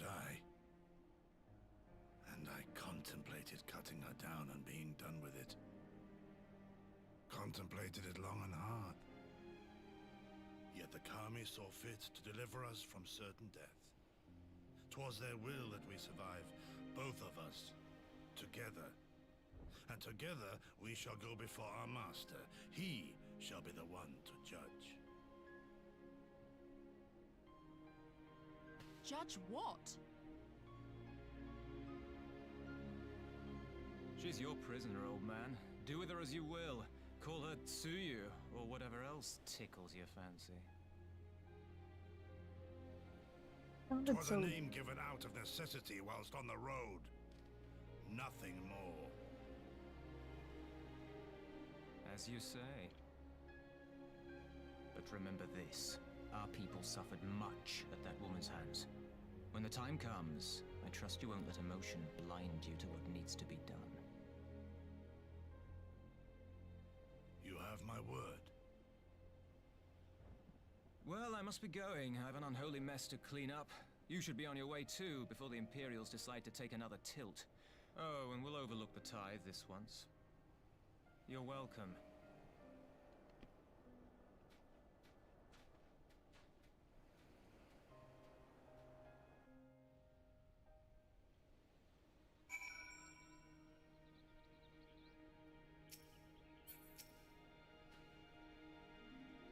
As Tansui says, we should move on. It would not do for Yatsu to be seen here. Now, if I know my sister, she will already be waiting with the boat at the nearby pier. Let's go and see if I'm right.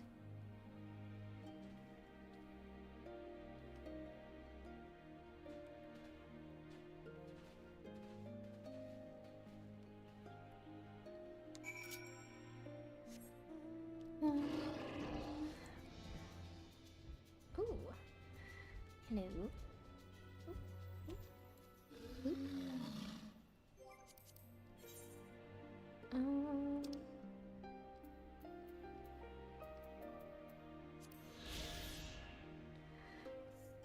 Sakazuki. Meaning goblet. Alright.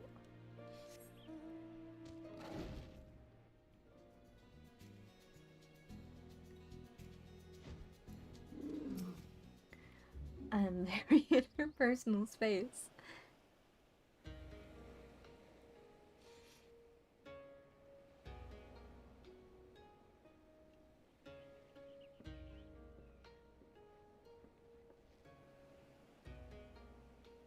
Satsu, thank the gods you're safe.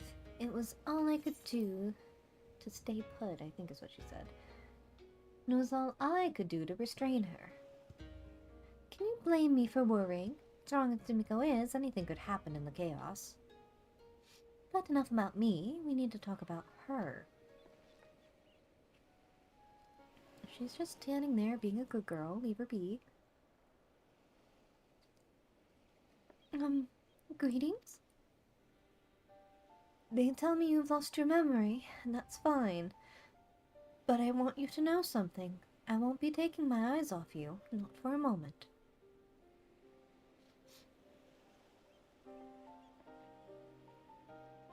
These people are strange.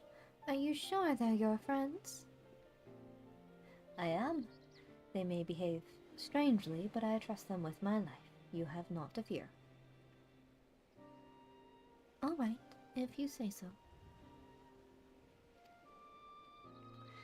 Right. 'Tis past time we set sail. I, for one, would not keep Lord Ian waiting without due cause. Aye, the longer we tarry, the more we risk inviting trouble. Lest you forget the Red Kojin bear no love for Yatsu either. I shall deliver you to familiar shores near Isari, but out of the villager's sight.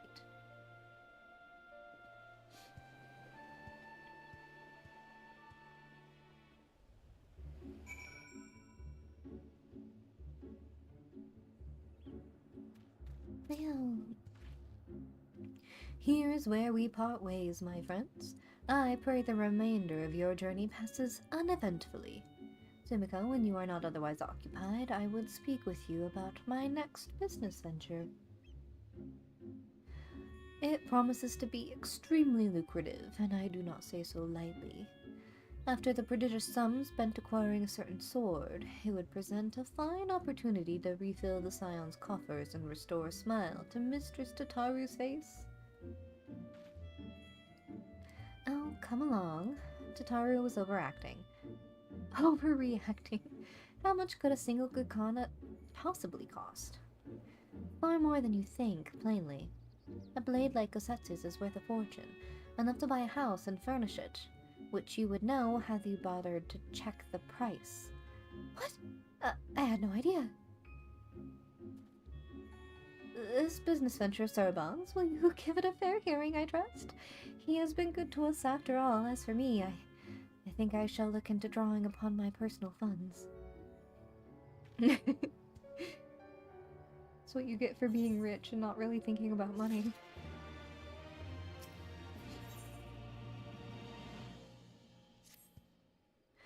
You would know more of my venture?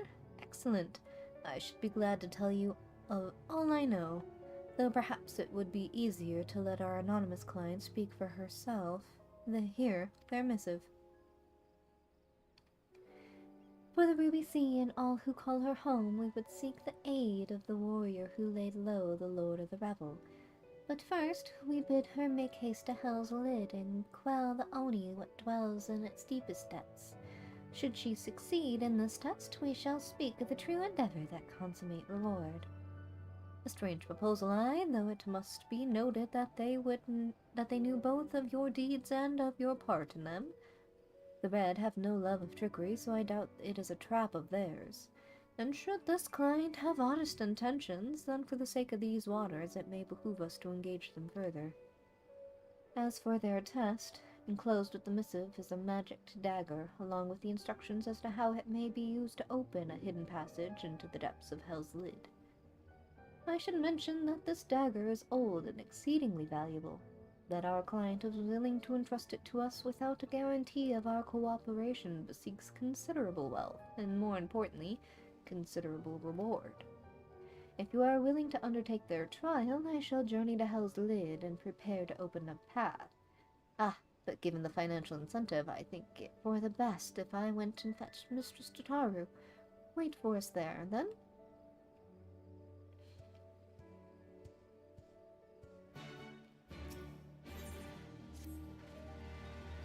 We must meet with Lord Hien as soon as possible, though mayhap not at the Enclave.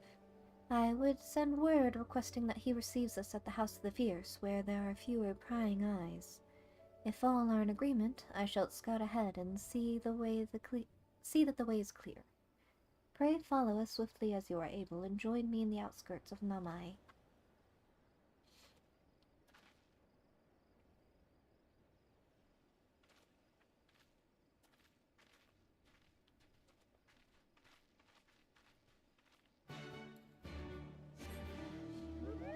He is doing a very noble thing indeed. Yeah. Wait. No, I can't.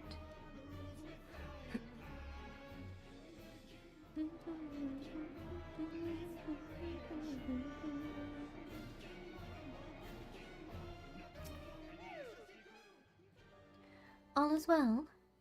Yes, I think so. Good. The others are hiding nearby. Let us proceed, quietly if you please. And it just so happens that it's night time. Works out perfectly.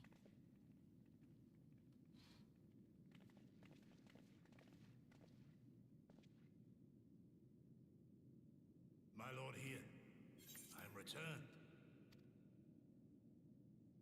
Save your tears for the morrow. For we who yet walk the path should not think too much on the destination. When the hour arrives, we shall welcome what comes with open arms. And welcome it you did, even as the keep fell down around us. At that moment, in your smile, I spied a shred of hope, one which I have clung to ever since.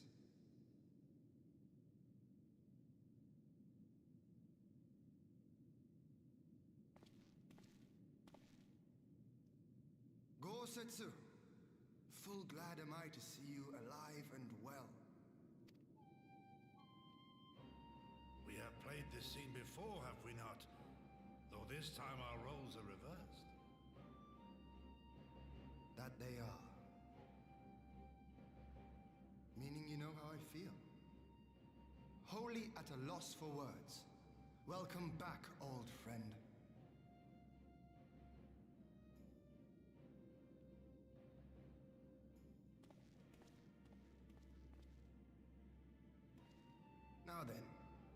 Though we rejoice at your return, it seems you have brought with you certain complications. That's putting it lightly. Rise, my friend. Tell me everything.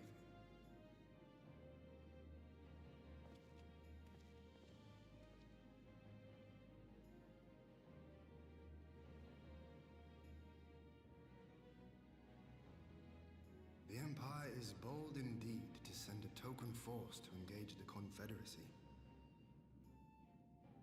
As acting Viceroy, Yotsuyu would have been privy to Imperial secrets.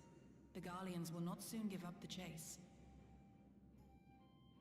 Nay, it'll end with her capture, or her death.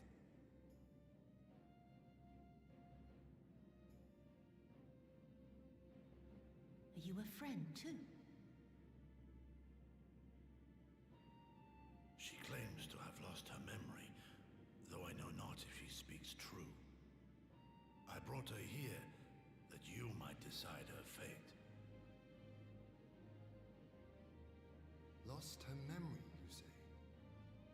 Regardless, the people have not forgotten. Her face yet haunts their dreams. She cannot roam free. We will hold her here for a time. Place her in Jufia's care, with the express instruction that she is not to be seen. Yes, my lord. Come. No, I don't want to.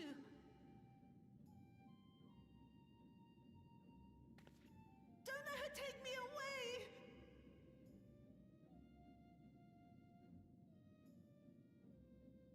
It's all right, Suyu. I will come with you. Be a good girl, and listen to Yugiri.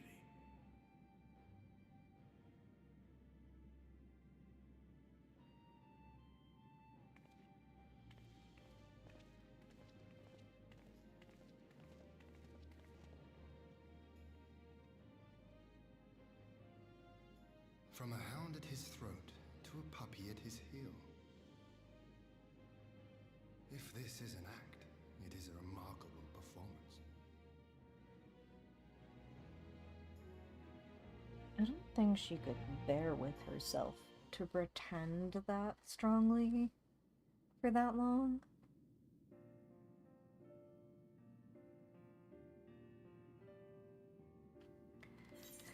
Thank you for delivering Gosetsu back to us in one piece. We are lucky indeed to have friends who would journey to the other side of the world to help us, and repeatedly at that. We have much and more to think upon, but as regards the Empire, we can but watch and wait. Now then, seeing as you've come all this way, you must allow me to show you around the Enclave. I would not have you thinking we've been idle in your absence. The rebuilding effort proceeds apace. I am pleased to say we are now ready to welcome home our countrymen who were displaced by the war. Should they so desire it, there is a place here for those who fled to Eorzea. We should be delighted to accept your invitation, Lord Ian, and I have no doubt that your subjects at Revenant's Toll will be heartened to hear that their lord has not forgotten them. Well, oh, it's nothing. I just thought that Gosetsu and Yugiri would be back by now.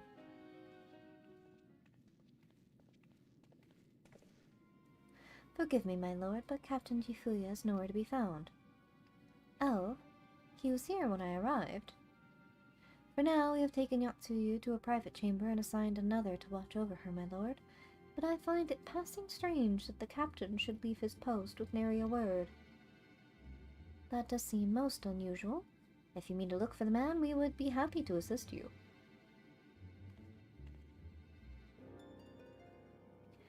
We should be glad of the help.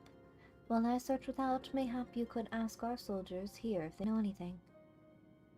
I will join you. With respect, my lord, you should remain here. Should the Empire move against us, you will be better able to coordinate our presence. Ah, and there I was thinking I was in charge. But you have the right of it. Go on then. I will mind the house.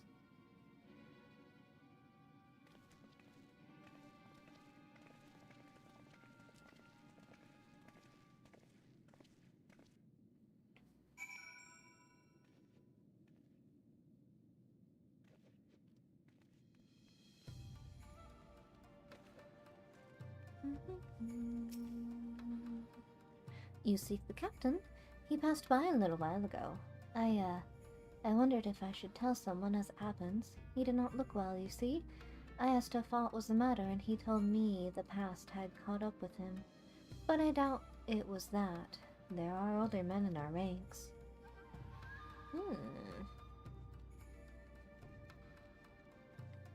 He's being sneaky. Captain Tifulia. He was headed for the northern entrance when I last saw him. I was going to invite him to train with us, but he did not hear me call out to him. If you need him, I dare say the sentry on duty would be able to tell you more. Indeed, I suggested as much to Mistress Alize when she came asking earlier. Is something amiss?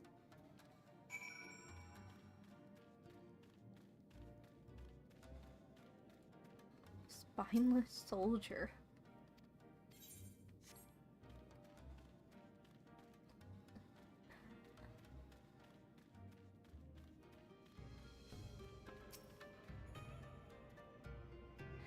The captain went outside some few bells ago, and looking quite unwell, I'm sorry to say.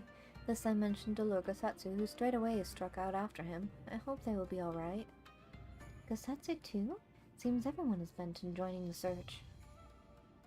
That's all well and good, but someone has to stay behind. There's no telling what the Empire is plotting. You go on, Tamika. Alphino and I shall hold the fort.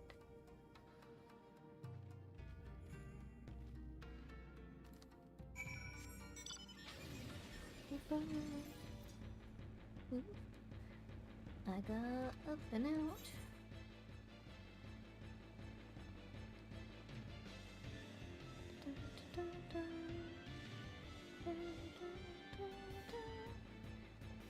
Is he being a turncoat? Being a naughty man?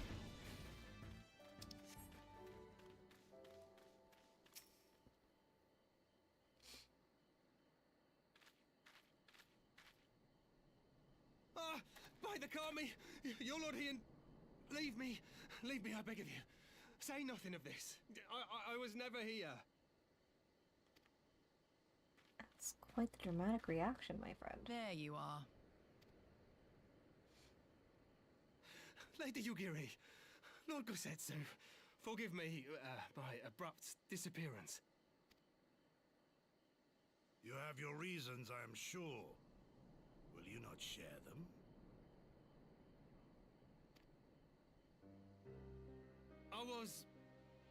I was her master when she was yet a courtesan. Ooh. By the Kami. She worked in my establishment. Her father was a regular client of mine.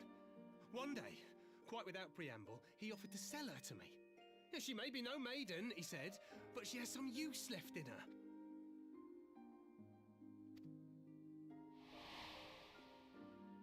He sold her short. When I first beheld her, I was struck by her beauty.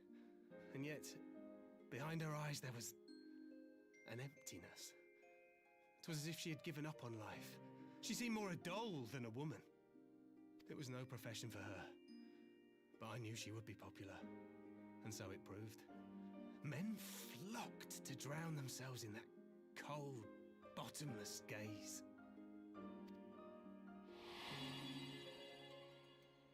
The rest you know. She became an Imperial informant, and for her loyal service won the office of Acting Viceroy.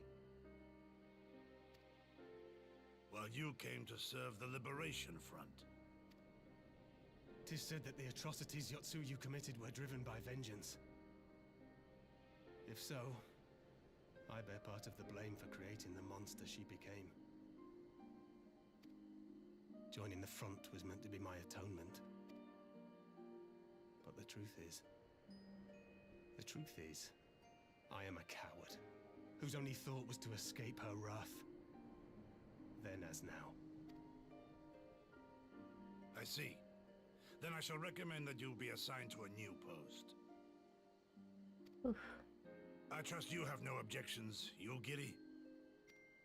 None. It would not do to leave Yotsuyu in his care. I am in your debt.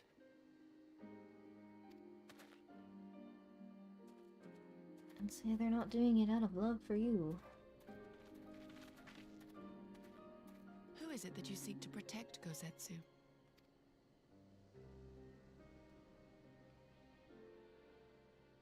Idle musings. Pray, pay me no mind.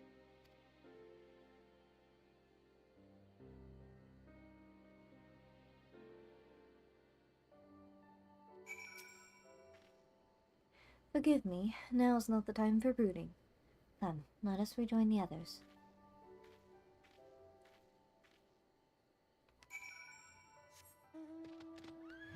Wait.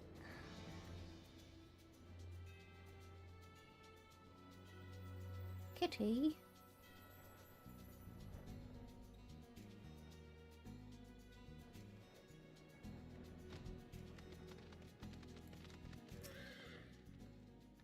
I thank you for your help in the search. Gosetsu has told me all that transpired. I would not presume to defend the life of Jifuya led before he joined the front, nor will I condemn it. Frankly, it is not my place to judge. I will only say this. The Jifuya I knew has never been a man of courage. That he should feel driven to flee bespeaks the depths of his terror. Even now, Yotsu casts a shadow over the realm. But the question of what is to be done with her must wait.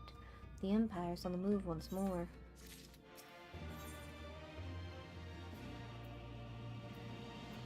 Takoyaki.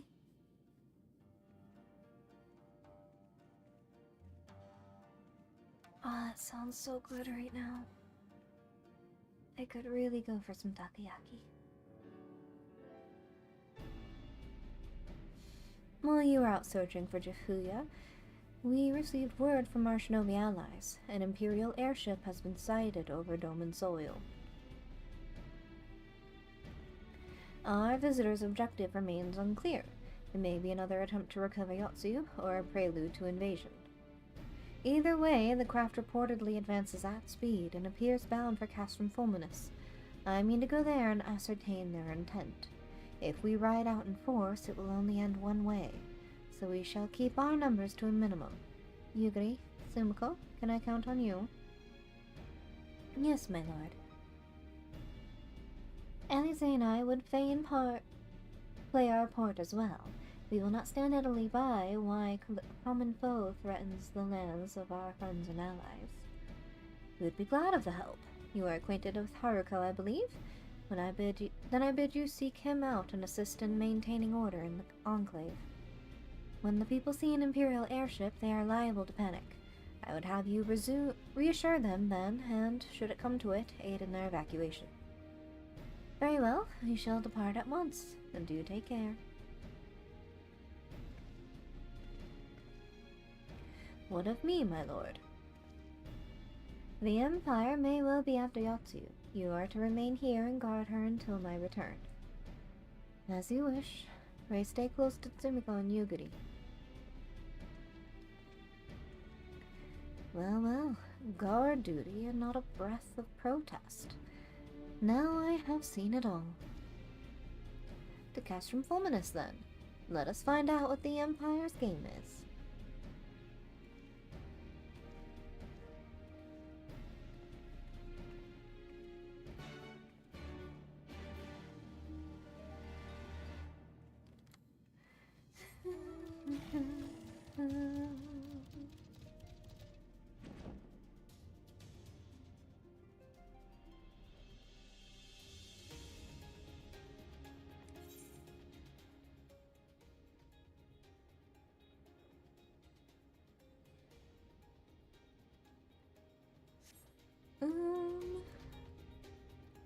Man, those are some steep mountains.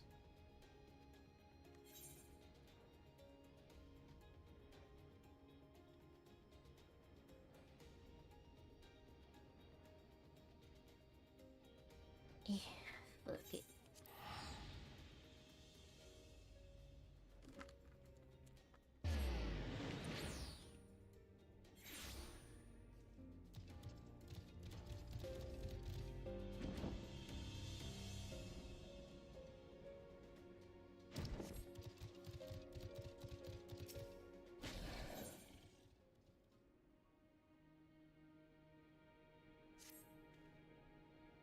I see you have chosen to stay now.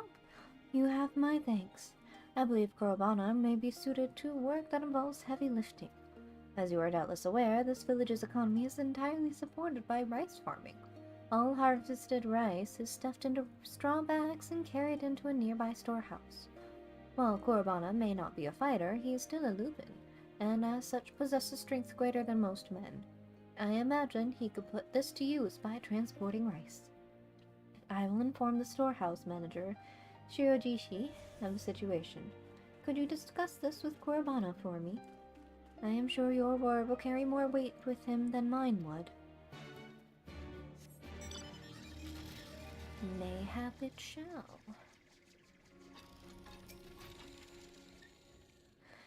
I see you have not left Namai.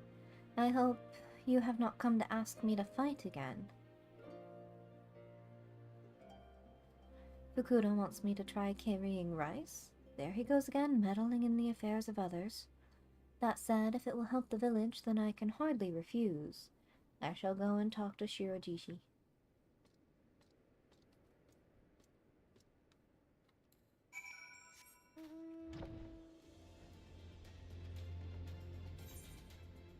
Too far.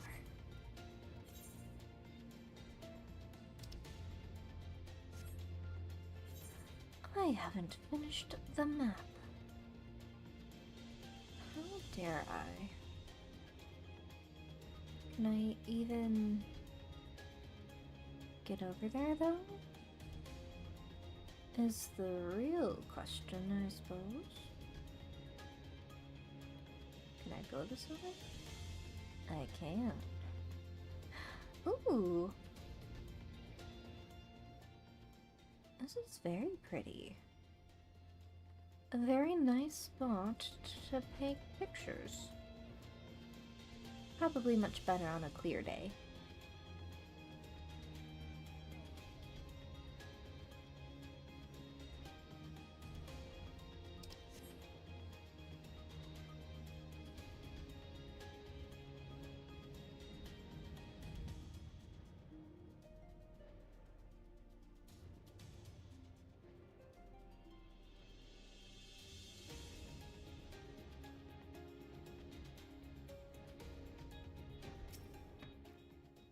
The area is secure.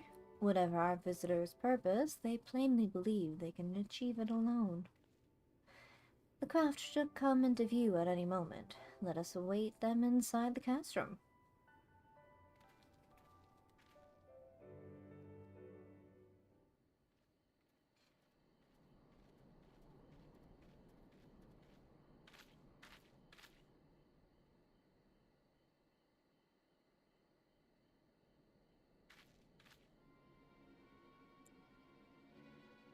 There she is.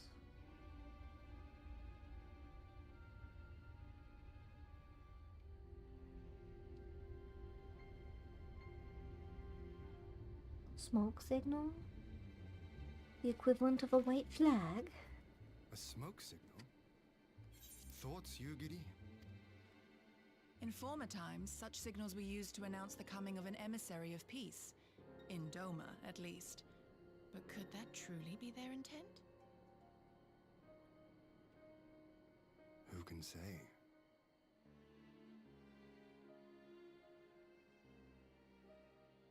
Whatever they want, we cannot simply blast them out of the sky. Not when they were so gracious as to honor one of our cherished traditions. I would not have it said that we Domans want for propriety. Then I shall go and reconnoiter. Nay, that won't be necessary. We will meet them openly. I would welcome this student of Dorman history in person, whomsoever he or she may be. As you wish, my lord. I shall arrange for a signal of our own to be fired in answer.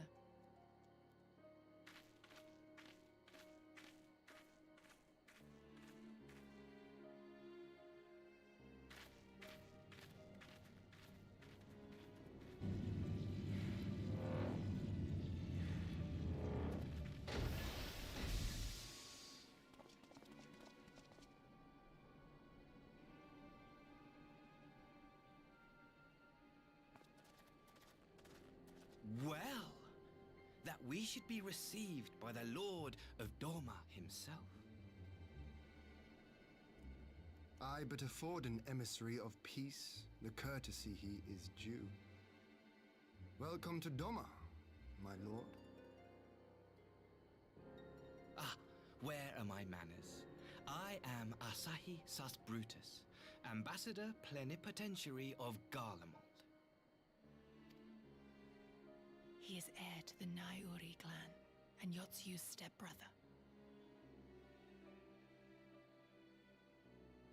It seems I need not introduce myself, not in the presence of the famed Yugiri Mistwalker. Your skills as a shinobi are known far and wide, my lady. Ugh, that just feels so skeezy. It is true. The former acting viceroy is my sister. Yet, bonds of kinship aside, we have precious little in common. As will soon become plain, I come not to sow strife, but to end it.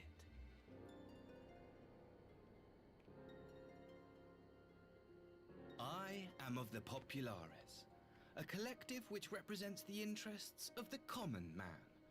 Long have we labored to bring about reform to the Empire's provincial policy. Happily for us, our master acknowledges the need for change. Indeed, His Radiance, Emperor Varys Zos Galvus, personally sanctioned this mission, granting me the authority to speak with his voice. To negotiate peace with Doma.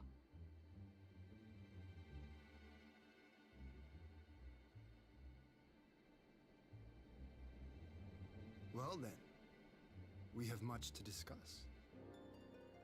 Will you accompany me to my hall? Gladly, my lord.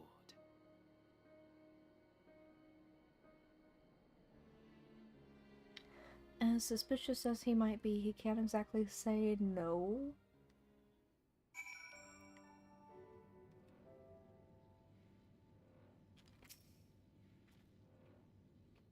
We shall escort our guests across the river to the Enclave. Yugiri, please go on ahead to the Yuzuka Manor dock and see what the fairies are ready.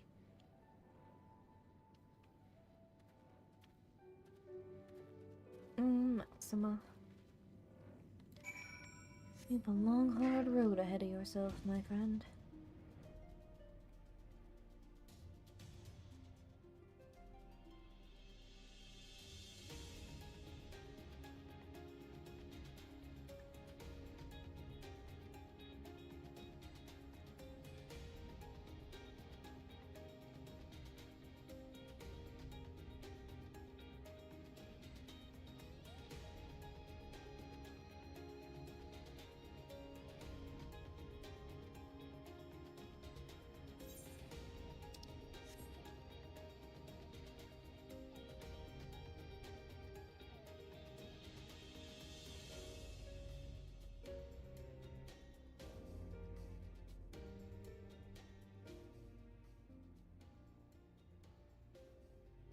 I think that blue checker is a good sign. Lord Hian and I will accompany the Imperial delegation on the first ferry.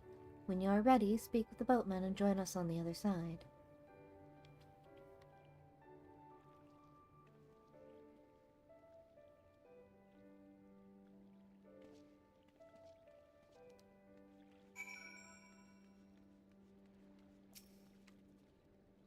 Are they free to travel in and out of the Enclave? Do you seek passage? Why, yes. Yes, I do. Ouch. Ugh.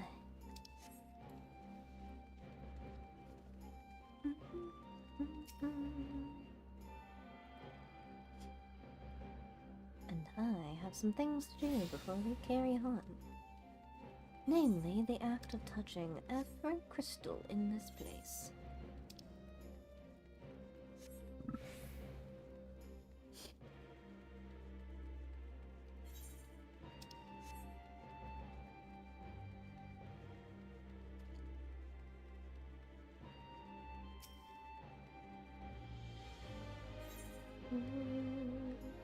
Oh, goody.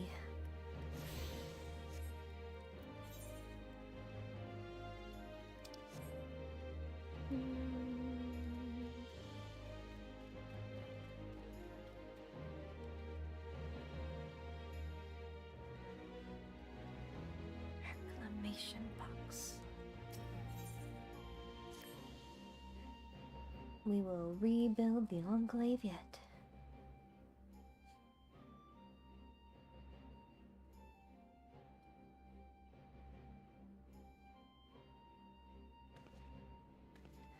Oh, Sumiko! It is a rare honor indeed to receive someone of your stature. Pray allow me to introduce myself. My name is Kozakura, and I manage the accounts of the Shazenkai. Oh, but you must be unfamiliar with our organization. Forgive me, forgive me. At present, we are largely concerned with facilitating the reconstruction and revitalization of the Enclave. Needless to say, we have our work cut out for us. It is quite fortuitous, actually, you being here. I had mind to petition your assistance. Now, now.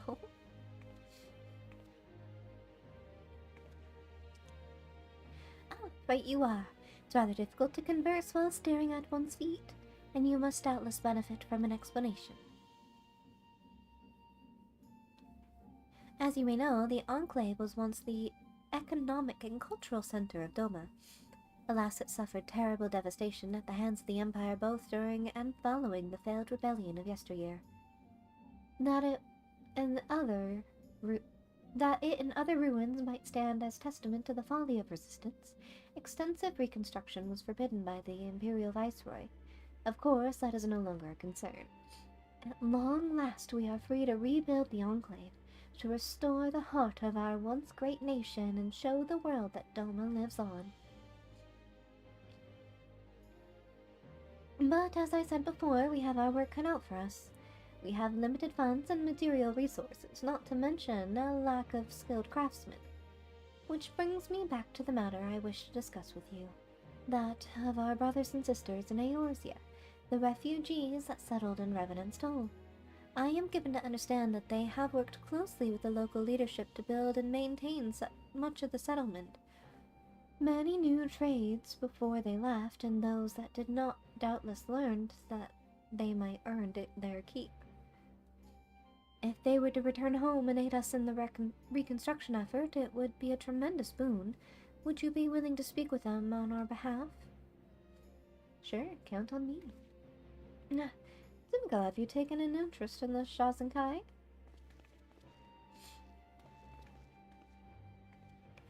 This seems as good a time as any to discuss the matter. I am grateful beyond measure to you and the Scions of the Seventh Dawn for welcoming Yugiri and my people in their hour of need. As the beneficiaries of this kindness, they have made every effort to repay you and the people of Revenant's Toll. Nevertheless, we here bear a responsibility as well. Kozakura, if you would be so kind. Yes, my lord. We will send them a considerable gift as a gesture of gratitude and goodwill. However, I would like that missive to be delivered to the Adventurers Guild representative in advance. If you were to personally hand it to the man, I would be honored. Excellent. I knew I could count on you, my friend. Pardon my interruption, Kozakura. I look forward to seeing your progress.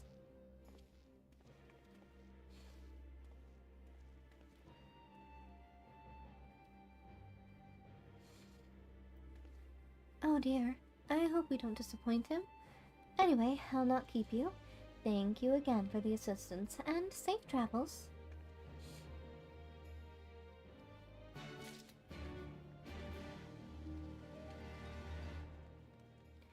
Shoo.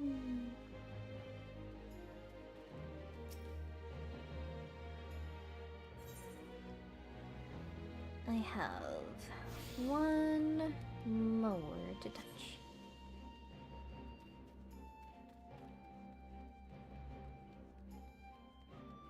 Kyuka. Takoyaki. I really want some takoyaki now.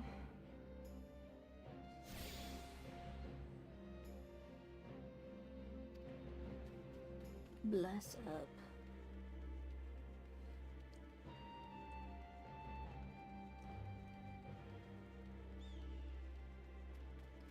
Well, at least they've got some walls now.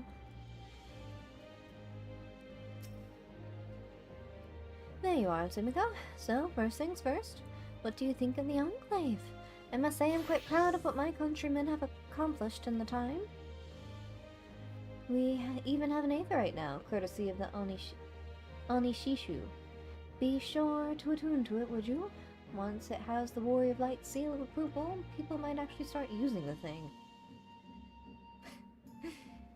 But on to the other matter at hand. The ambassador and his retinue are at my hall taking their ease ahead of the negotiations. I want you there when the talking starts. It will serve to send a message to the Empire that Eorzea and Doma stand united. I'm not normally one for hollow posturing, but this is a game of nations, with such gestures carry weight. Oh, and should you feel uneasy about speaking for the Scions, Alphino and Alize will also be there. You need only eat, drink, and look imposing. Say you'll come. I'll be there. I knew I could count on you. Oop, oop. Well...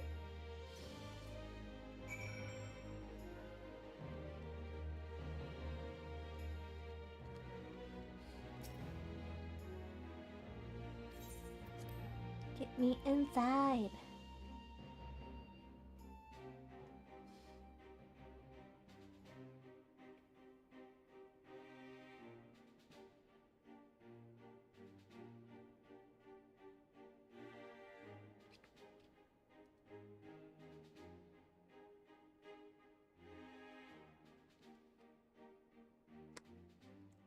On behalf of my delegation, I offer you my humblest thanks.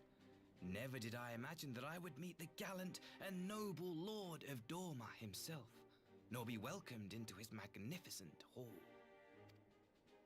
You'll forgive me if we forgo the pleasantries. You say you are come to negotiate peace. Unless I am mistaken, such negotiations are typically conducted between sovereign nations. I was not aware that the Emperor had recognized Doma's sovereignty. His Radiance has yet to do so, that much is true. Know, however, that he has expressed willingness to cede Doma to her ancestral masters and treat with her as a friend.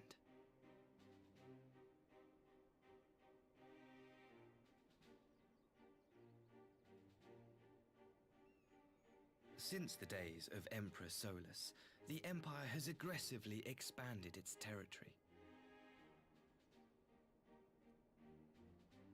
While you may not agree with our founding father's policy of expansion, I believe there is room for discussion on the matter of his lifelong goal, to rid the world of icons.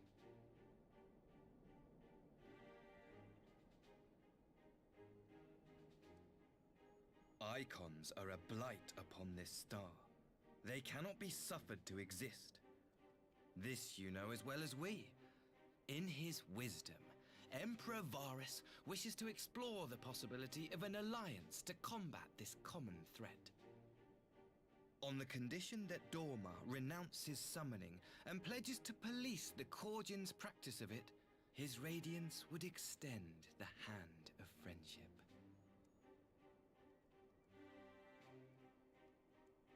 Doma has never shown any appetite for summoning, and it should go without saying that we will address any threat to our people, icon or otherwise.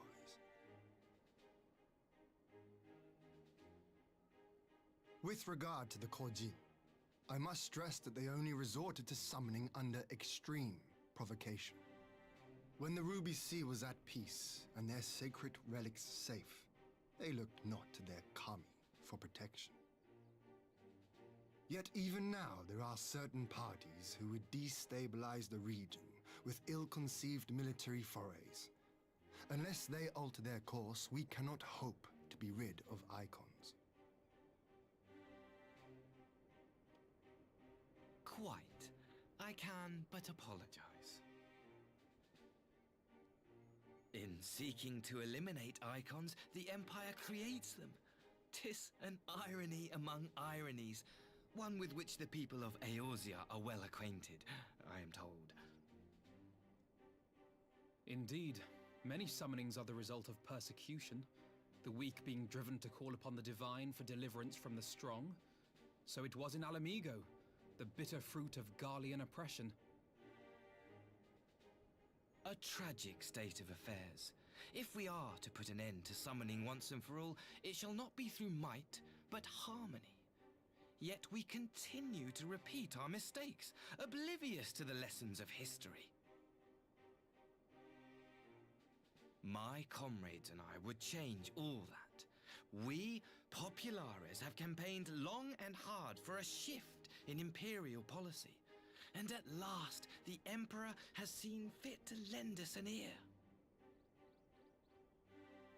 Alas, there is a faction within Garlemald that would obstruct our every attempt at reform. A collection of pure-blooded Garleans who seek to consolidate their own supremacy. The Optimates. Lest you wonder, theirs was the hand that loosed our forces on the Confederacy. 'Twas a regrettable incident, one that flies in the face of everything we believe, and I swear to do all in my power to prevent a reoccurrence. That would be most welcome. But if I may speak plain, if the Empire itself is not of one mind, how can we be certain that any peace we negotiate will be honored? I cannot blame you for doubting us. Indeed, I should find it strange if you did not. And so, in the name of building trust, I would like to make a proposal. A prisoner exchange.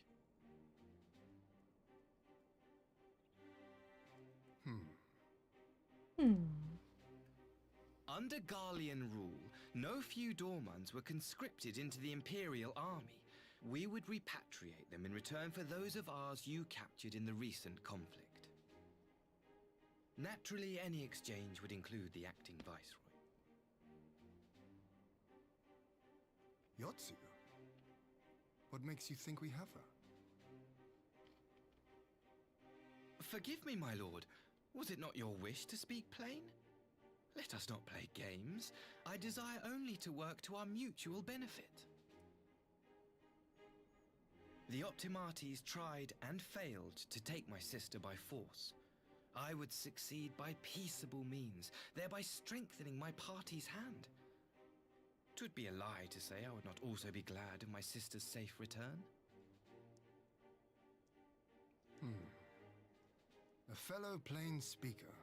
How refreshing. Very well. Your proposal has merit, but I will need time to consider it. Of course, my lord. May we remain in Dorma until you have come to a decision?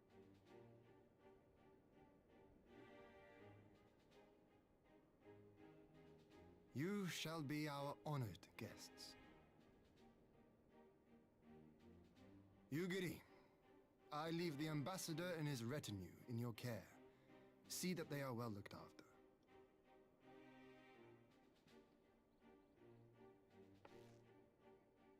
You have our gratitude, Lord Hien. We shall look forward to your answer.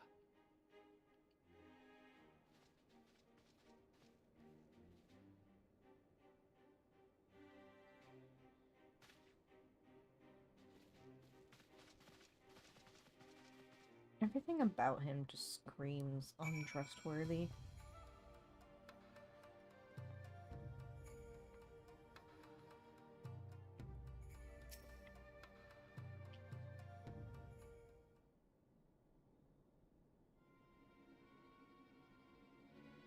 Well, that was unexpected. You can say that again. I still don't know quite what to make of it all. But on the surface, the prisoner exchange does seem a good way to begin. The question is, can they be trusted? They had naught to gain by divulging the details of their internal divisions. As it stands, we have no reason to doubt them. but the ambassador's mention of Yotsuyu left me ill at ease. It made his grand talk of peace seem uncannily like a lengthy preamble. You think this might all be a ruse to facilitate her retrieval? Perhaps, though I cannot fathom why they would go to such lengths. Yotsuyu may have been the acting viceroy, but she is not Garlean, nor even highborn. Her value must presumably lie in what she knows. Which brings us to the little matter of her memory loss. In the present condition, she would not yield any worthwhile intelligence, nor is she worth much as a bargaining piece. Elfno, you are well acquainted with the Empire's methods. I would have your thoughts on this matter. My knowledge is at your disposal, Lord Hien. While the ambassador's proposal is appealing in principle, it would be remiss of us not to give it due scrutiny. Indeed, though it seems to me I have little choice but to accept regardless, with so many of our brothers and sisters languishing in imperial camps, I cannot well turn my back on the chance to secure their repatriation. Only the Kami know when I will be afforded another. But ere we continue, shall we excuse these two? I fear what follows will bore them to tears. I was just about to show myself out as it happens. Come on, Timiko, let's leave Alphino to dispense his copious knowledge.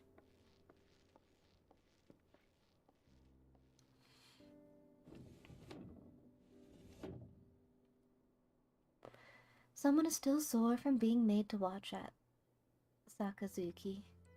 Go on and keep Alize company. We are safe enough for now.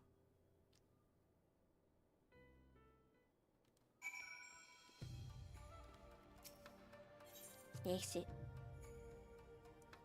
Get me out of here. A chance to relax at last. I know I'm out of my depth, Timiko. Though no weapons are drawn, a negotiation is no less a battle, and the stakes can be every bit as high. One misplaced word and people could die. It takes someone with a cool head, and I'll be the first to admit that's not me. So we're left with the eternal question, what to do while they prattle on.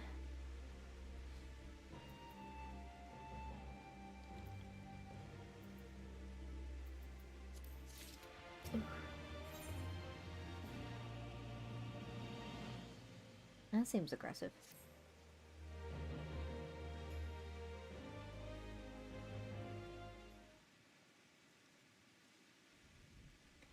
Alright, for want of a better suggestion, what say you to a brief tour of the newly liberated Doma? I'll be interested to hear how the people are faring in their own words, and it's not as if we'll be missed here, or will we? Sumiko, a moment, if you would. Ah, Yuguri and Asahi, was it? You have some business with Sumiko? Business? No. Pleasure, my lady. I merely wish to exchange a few words with the famed slayer of gods and champion of Eorzea. It is truly an honor. Such heartfelt admiration. One could almost forget that you're an envoy of the Empire. Oh, is that so strange? We may have stood on opposing sides in the past, but I see no contradiction in lauding the woman who would do battle with our common enemy. Lest you forget, this is my homeland. It would be remiss of me not to at least thank her for containing the threat posed by the Kojin's vile icon. Now, if I may continue, as we speak, Lord Hien deliberates over my proposal, and I would take this time to see the land I once called home. Though Lady Yuguri is certain to be a jovial escort, the excursion would be all the more enjoyable for your company, and safer besides. The ambassador has the right of it. He is not like to come to harm with you at his side. Will you join us? It would be my pleasure. Keep an eye on you in the meantime. In that case, I will join you as well. There's naught else to do until Lord Hien has reached his decision, and I can think of no finer way to learn more of this current state of Doma. And settled then, the four of us shall make a brief excursion through Yancha. Might we start at the town of Monzon? I would see what has become of Doma Castle. Very well, if you will follow me.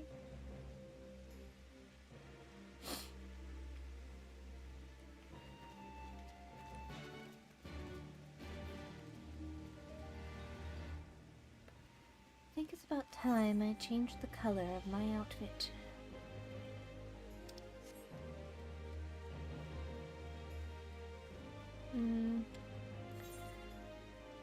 But what to change it to, I wonder?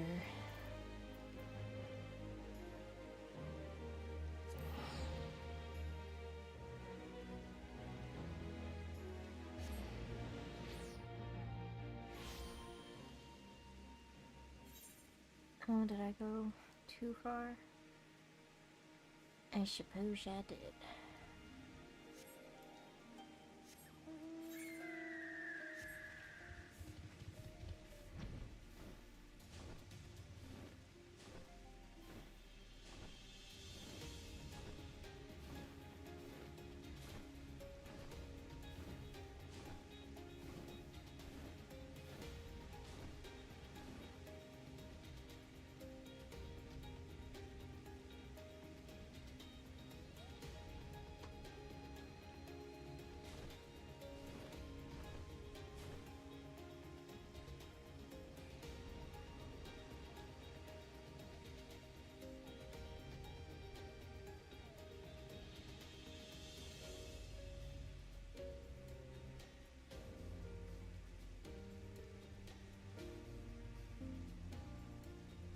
It wasn't so bad. Nay, can this truly be Monzon, home to the cream of Doma Samurai? I had heard that Yotsu intended to send some few of our automata here, but only by way of warning. It should not have come to this. Indeed, her savagery served only to incense the people and spur them to rise up and protest.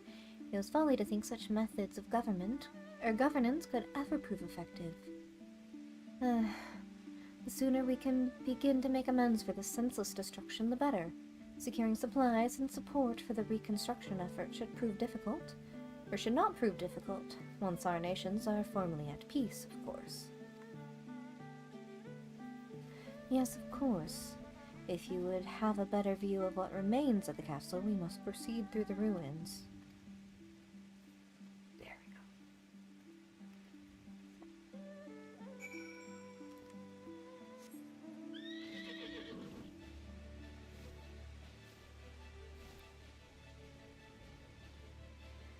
North.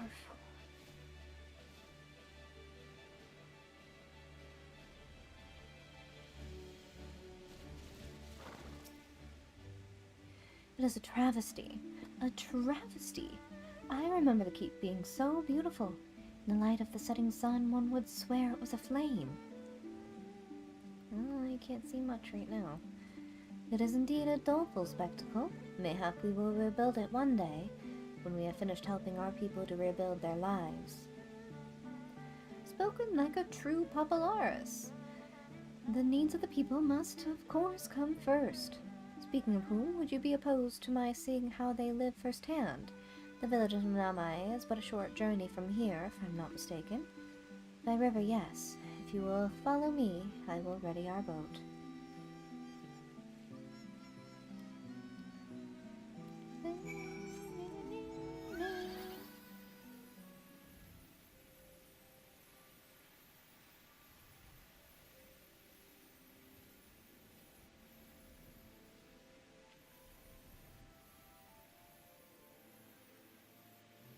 Here.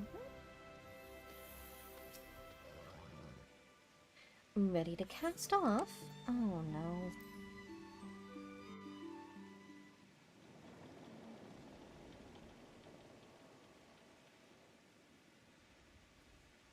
Oh no.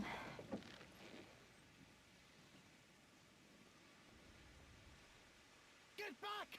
I'm warning you! Someone's in trouble.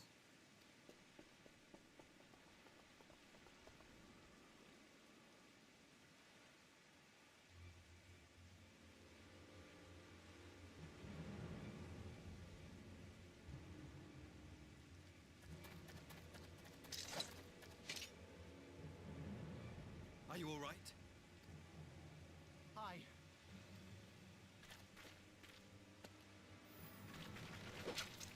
What do they want with you? Yuki, and you lot too.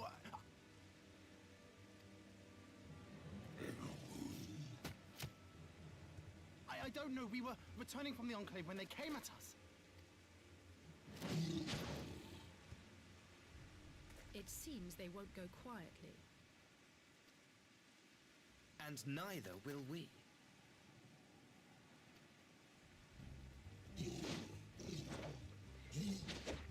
Do you think it's a setup? Paid to come out here and fight?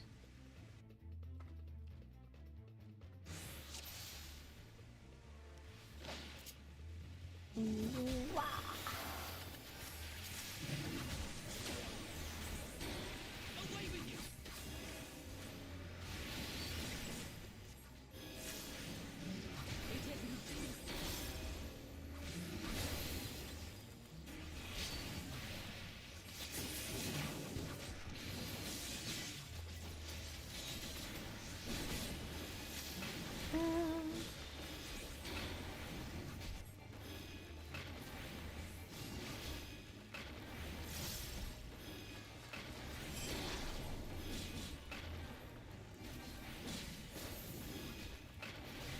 Leave this to me. Oh, excuse you.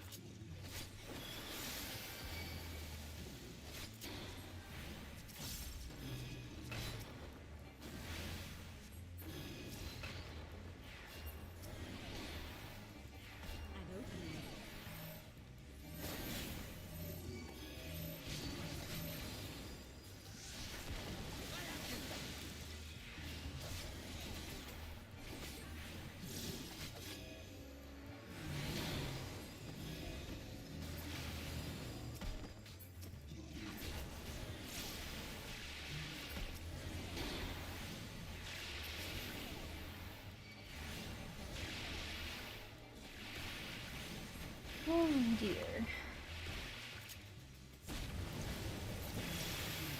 The art of my forebears.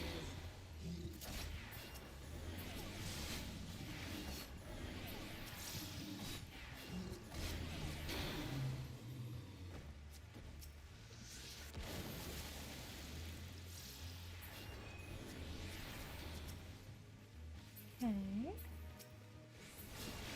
Is he all that's left? No.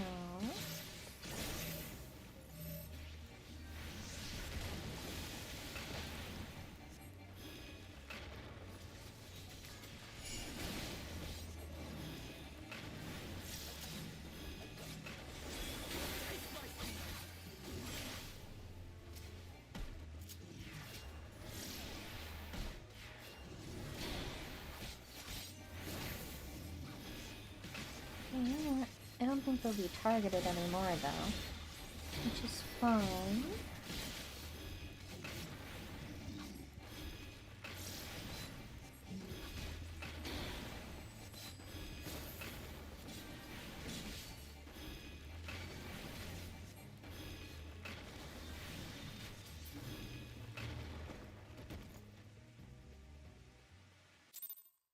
We did it!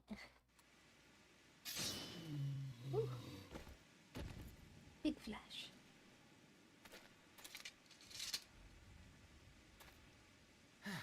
That seems to be the last of them.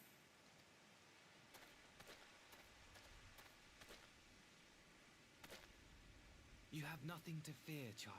You are safe now.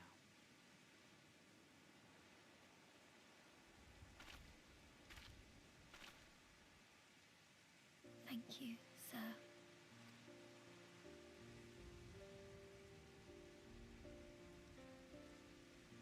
Still feels too convenient. You saved us again. Thank you. If you're ever passing by our village, look us up. You'll always be welcome.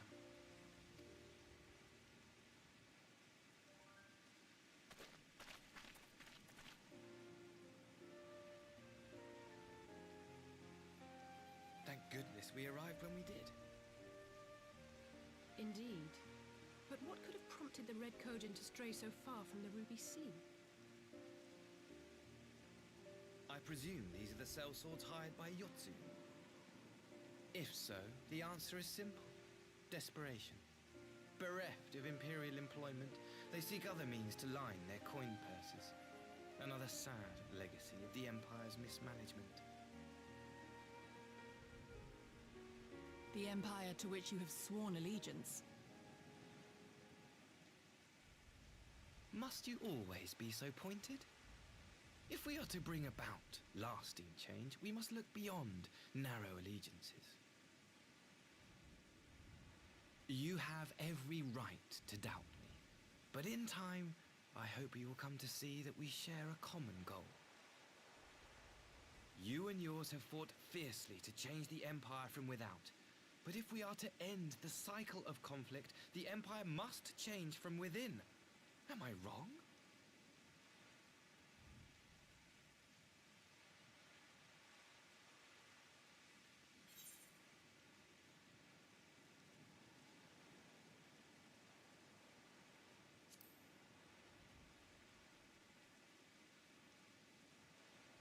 I knew you would understand.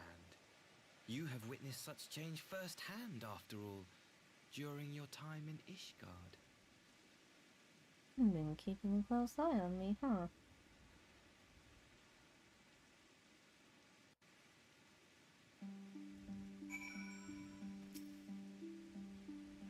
Dear me, I had hoped to convey my views on our nation's shared hopes under more peaceable circumstances. Yet this regrettable little interlude did afford me a chance to see the famed hero of Eorzea in action, and few Imperial soldiers can say that. At least, few who live to tell the tale. Well, after that little ordeal, I believe it may be time for us to return to the Enclave. Return, my lord, but what of Namai? You seemed so eager to observe the villagers going about their daily lives. To be frank, I still am, but I rather doubt the good people of Namai would take kindly to the sight of a man in Imperial uniform with blood still dripping from his blade. Even in your company, my presence would only prove a distraction. Fret not, however. Thanks to the three of you, I have seen a great deal more than I otherwise would. And with any luck, Lord Hien will have finished considering my proposal by the time we return.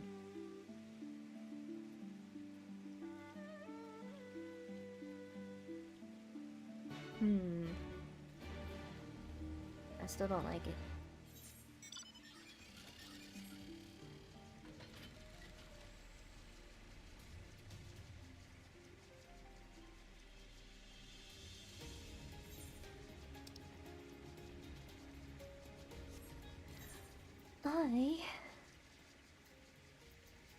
I can just go to the Enclave now.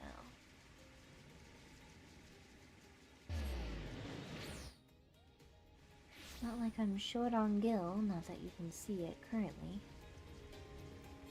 Which, looking at it now, I should probably dispense of some of what I've got.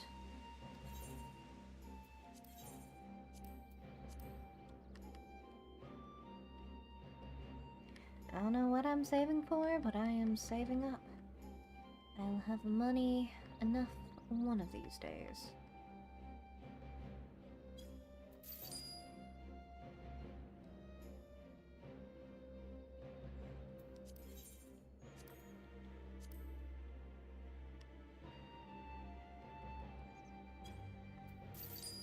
Yeah.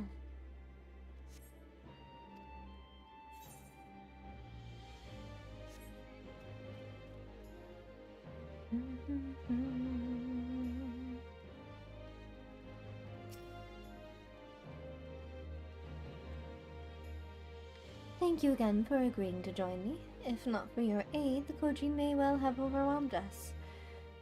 Pray go on ahead. Lord Hien is expecting you. I will remain without and keep watch over our guest. Well, we had best not keep him waiting.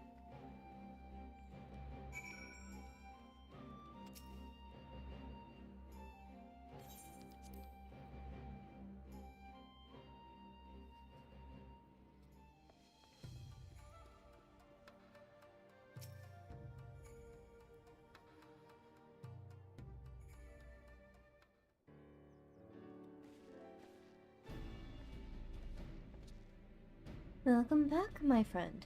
Yugiri tells me you accompanied her and Asahi on a tour of Yansha. I had hoped you might take the opportunity to recover some strength. Rest well, as they keep telling me. But I gather your time was well spent. Until the ambassador affords Yugiri a chance to make a full report, however, I must rely on you to supply the details, so please, tell us how it all unfolded.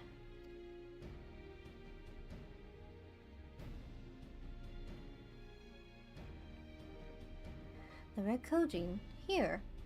Have there been any other such incidences since the liberation? Not that I'm aware of. If they are planning some new venture here in Yansha, we will need to increase patrols. In any event, I am indebted to you for fighting them off. But tell me, and don't be modest, was Asai truly the first to leap to the youngster's aid? He was. I was quick to doubt him when we first met, but his desire to save them seemed quite genuine. It's possible he truly believes what he's saying. In the time I've known you, you have always been an excellent judge of character. What do you make of the ambassador?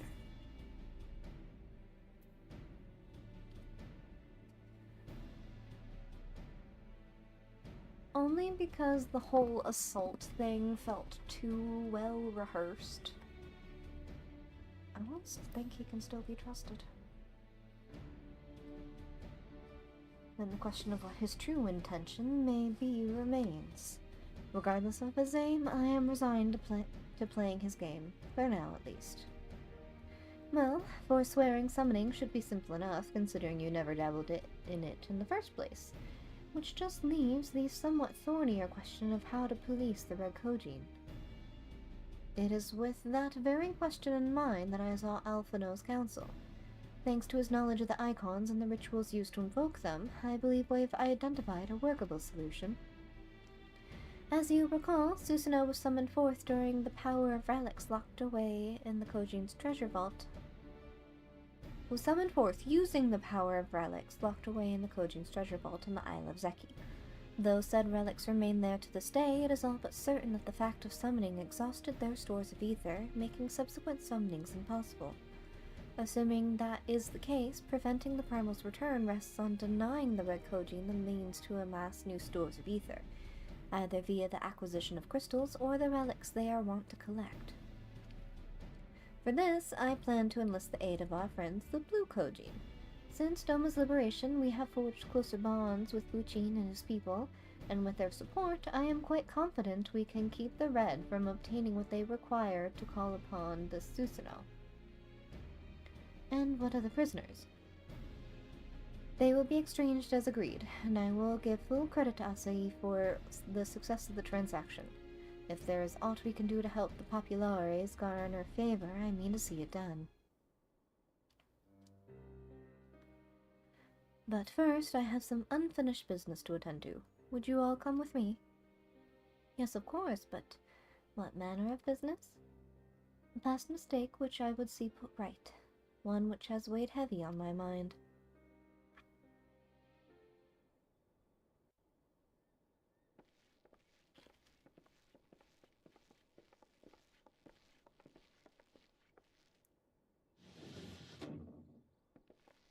Who opened the doors?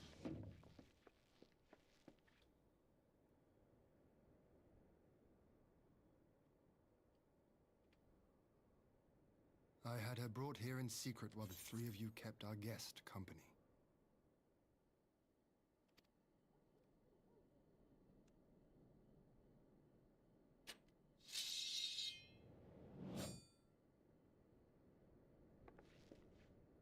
The world has not been kind to you, it is true. But that does not excuse your sins. You should be at the bottom of the river. Yet here you are, the living, breathing proof of my failure. A failure for which I would now make amends. It's a little extreme, that guy. What did I do? I don't remember. Was it really so terrible? Tell me, please. What did I do?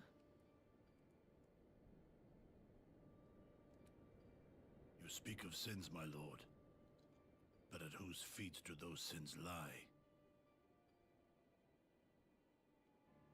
With the soldiers who committed the crimes, or those who commanded them to do so? With both, I would say. For all have a conscience, and all must choose. But with no memory of who she is, or what she has done, what sin remains to be cleansed? You ask that I show mercy. I ask why the heavens saw fit to deny me my rest. Why Yotsuyu was spared not only death, but the bitter memories of her life.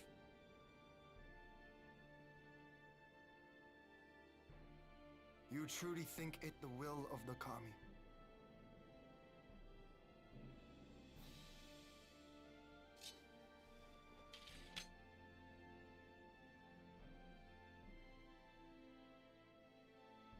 No one answered her question, though. If so, her life is not mine to take.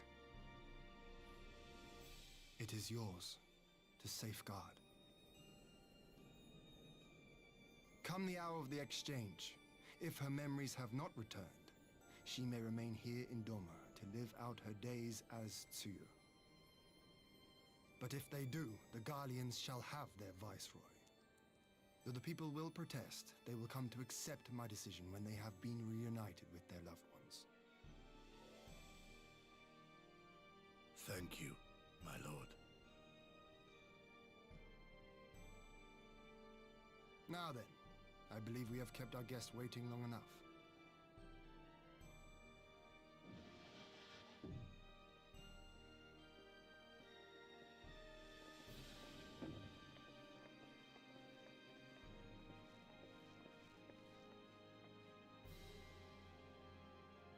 Did Gosetsu not seem strange to you? His sympathy for Yotsuyu apart, I mean.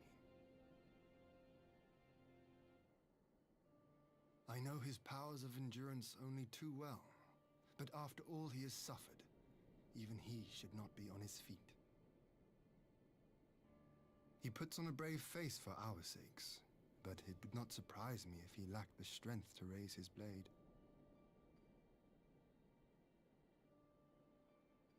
Though I suppose if he and Yotsuyu are to enjoy a life of peace and quiet, he will have little use for it.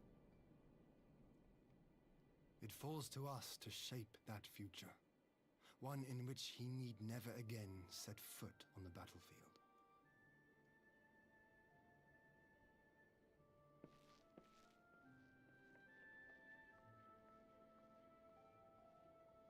In other words, he's too old for this shit. Just let him live out his days, be a grandpa.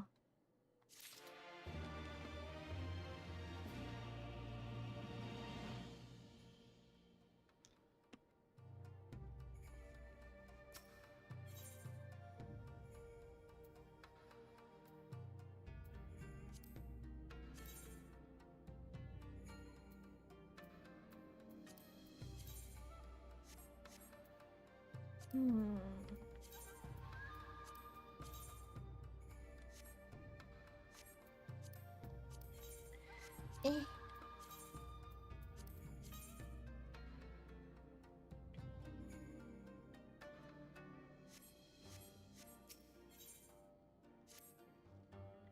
With Yotsuyu safely in Gosetsu's care, all that remains is to answer Asahi's proposal. I realize other matters demand your attention, but I would ask that you stay a while longer and see this business through. Yes, sir.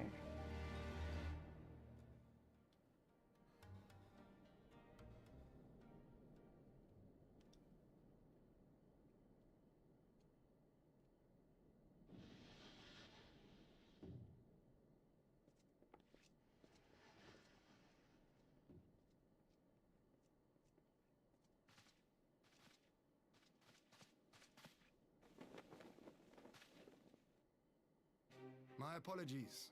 Our deliberations took longer than expected. Think nothing of it. The time afforded me the opportunity to go on a rather rousing excursion through Yansha. You have reached a decision then? We are willing to cooperate with you in combating the Icon threat, and also in the exchange of prisoners. Assuming you accept our conditions, of course. As you know, your sister is in our care. Due to certain complications, however, we are hesitant to release her into your custody. Complications? She was inside Doma Castle when it collapsed. Though she survived, she remembers nothing of her past life, not even her name. To clarify, she is in our care not as a prisoner, but as a vulnerable citizen of Doma. Are you saying you refuse to release her? Not at all. If her memory returns before the appointed hour. And if not, what exactly? You will accommodate her here in Doma? Well, I sincerely doubt she will be of any great strategic value to the Empire. She spends her days daydreaming of Dango. Dango. How dreadful.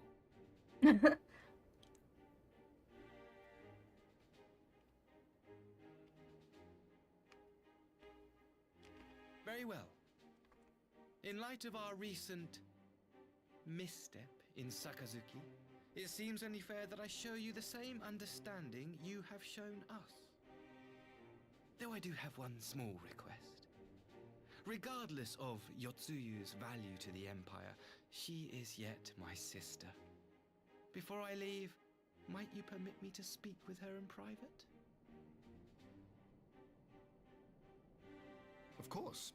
Perhaps you could even bring her a plate of dango. She would be most pleased. Yugiri will see you to her chambers.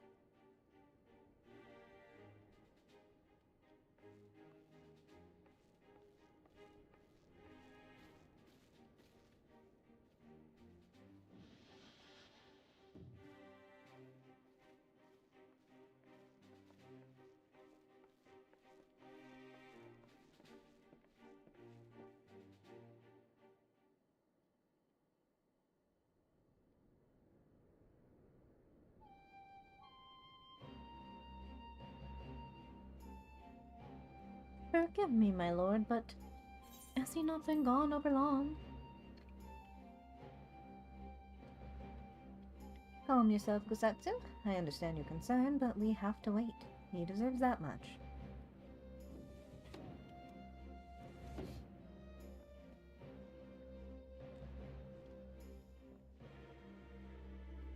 I am sorry to have kept you all waiting.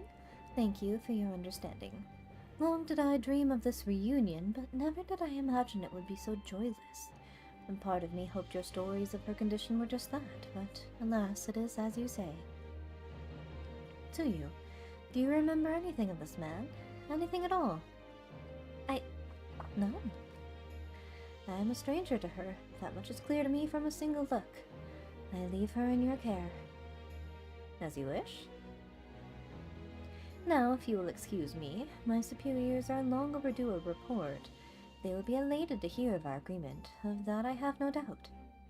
As for the exchange itself, once I have obtained the relevant permissions, I will arrange for your people to be relieved of their various duties and sent here to Yansha. This will take time, of course. Of course, you may rest assured your soldiers will be well cared for until your return. We will also begin taking steps to better counter the threat of Kojin and their icon. Before you take your leave, there is one other matter. I am informed it was you who took the lead to rescuing 2 young domans from a band of Kojin sellswords. I have not yet had the time to thank you properly. Please, there is no need to thank me. I only did what anyone would do under the circumstances. Fortunately, I was in good company at the time. The blight of the Red Kojin is of the Empire's making. Were it not for our transgressions, those children would not have needing saving. The people of Doma have suffered enough, my lord, and I promise to do all in my power to spare them further pain. be it at the hands of the Kojin or indeed the Empire. I pray the Empire will see things as you do. There may yet be hope for us all.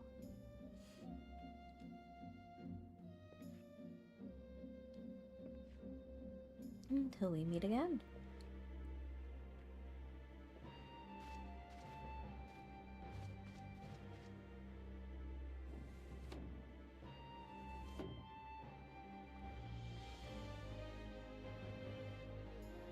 Gosetsu, as before, I leave Yotsuyu to you.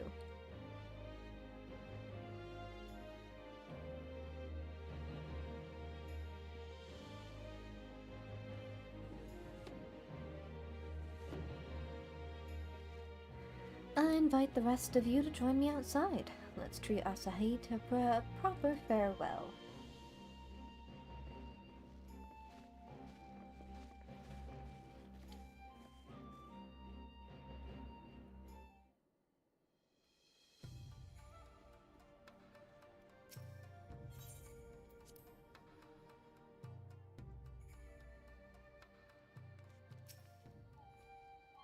The Ambassador's airship awaits at Castrum Fulminus. Let us be off.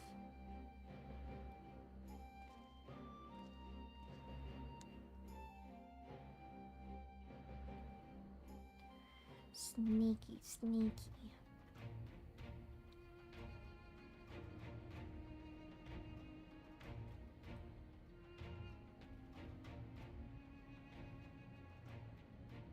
I wish you a safe journey. This has been a most enjoyable visit. I look forward to our next meeting. Maxima, would you take the others and see that all is ready for our departure?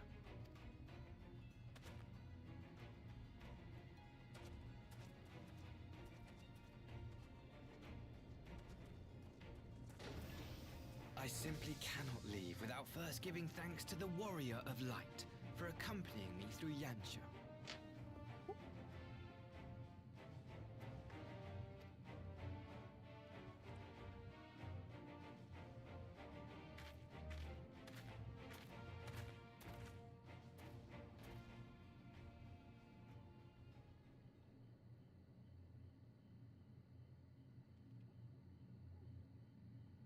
Mark me, savior of the savages. There will be a reckoning.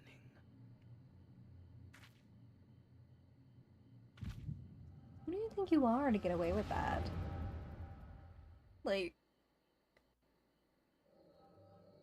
there's so many people around us, and you don't think they'll believe me when I say something?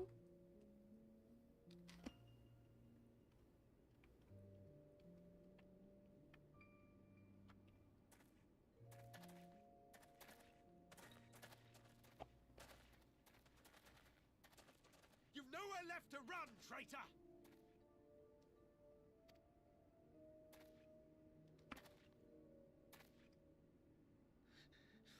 Ignorant savages! Killing us will avail you naught. For every Imperial you cut down, 1,000 more will come. Abandon this foolish endeavor and surrender. You may yet serve our righteous cause. Sir? How dare you speak of righteousness? You who forsook kith and kin to serve conquerors!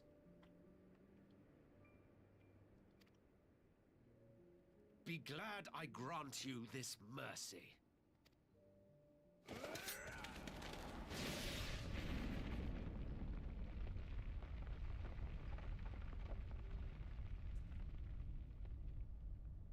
Was that Xenos?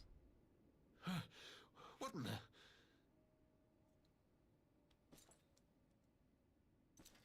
There he is.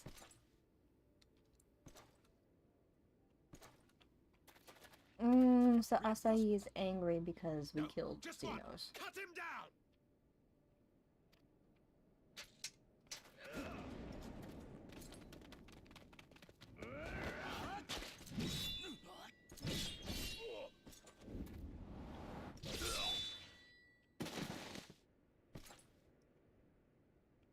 them down like flies.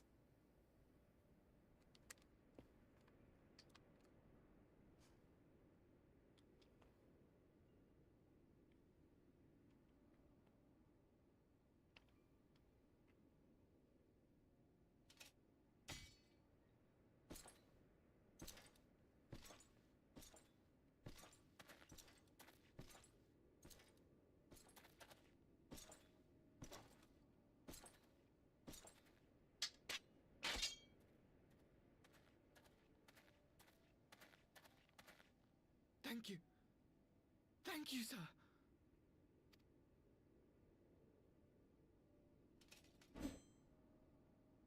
This one is promising.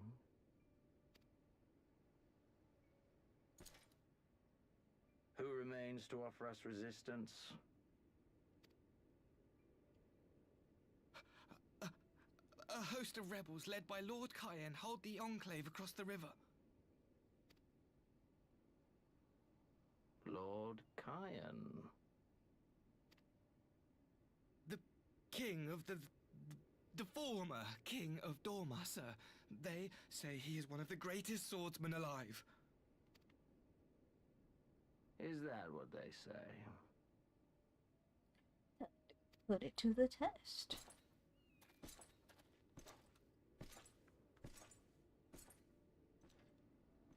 Who was that? Surely you jest. That was Xenos Galvus, Legatus of the 12th, the Crown Bloody Prince. I heard he was strong, but that was frightening.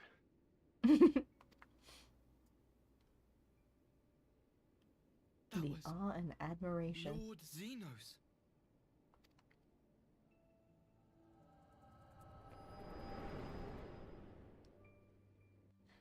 Oh, this boy.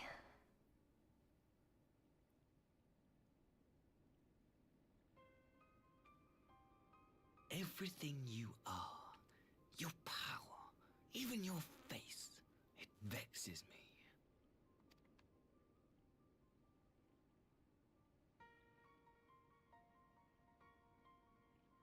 Go on. Lash out like the beast you are at an emissary and jeopardize the newfound peace between Dorma and the Empire.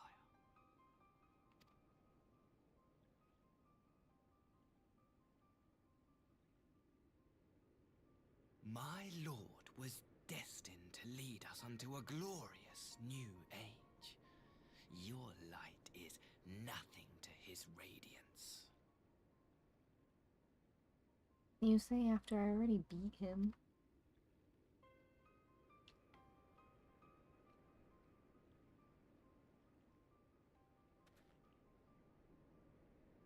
I will cherish this moment. Lock it away within my heart. Until the day we meet again. My God, you got problems.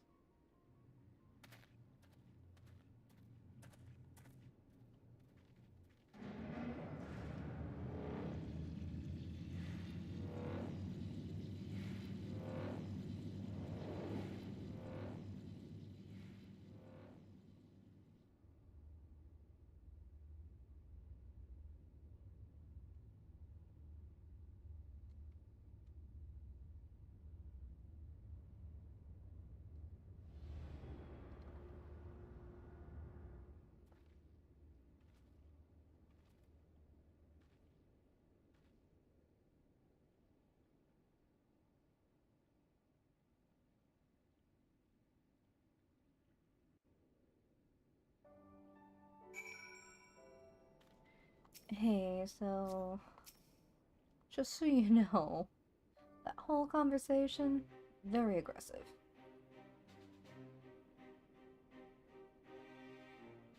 You look troubled, my friend. Was it something he said?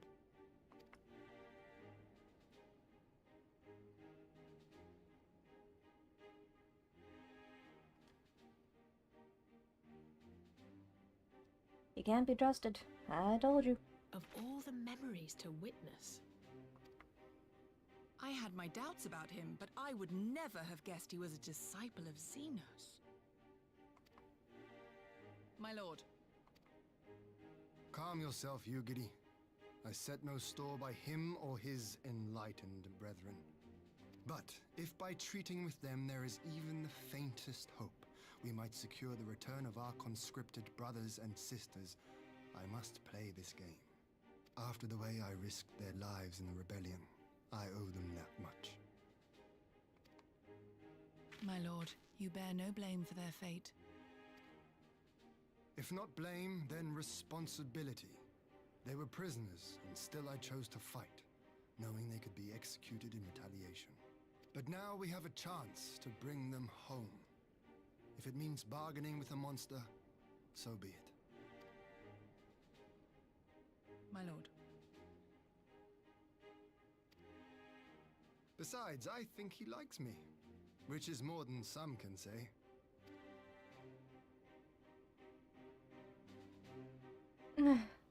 What did I do?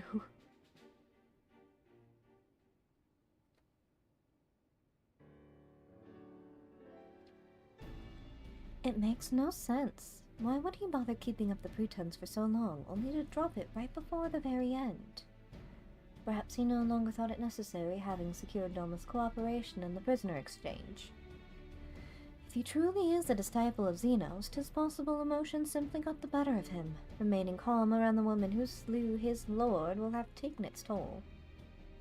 Whatever the explanation, now is not the time for hasty reprisals. We shall proceed as planned. The Red Kojin must be placed under surveillance and the Garlean prisoners made ready for the exchange. But you need not concern yourself with the details. Leave the affairs of Doma to us. When the hour of the exchange draws near, we will call for you. I should certainly hope so. Whatever the Empire's true intent, we would be on hand to play our part, either to defend Doma or to help usher in a lasting peace. I had thought we might use this time to return to Eorzea, but given the volatility of the situation, perhaps it would be best if we remained in Kugane. Agreed. Between Yatsu's amnesia and Asahi's dubious agenda, I'd say we have ample reason to remain in the neighborhood. If anything should happen, anything at all, you must send for us at once. Oh, I will. On that, you have my word. Charting a path through the sea of troubles promises to be difficult enough. I am not so proud as to attempt the feat alone. To Kugane, then. Tataru and the others must know of what transpired here. And back to get scolded by her as well.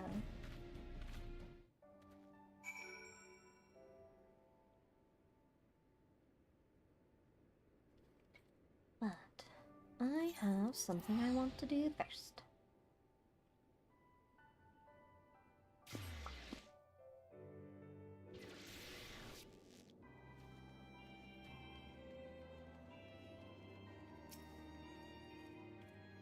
What's this, Sumiko?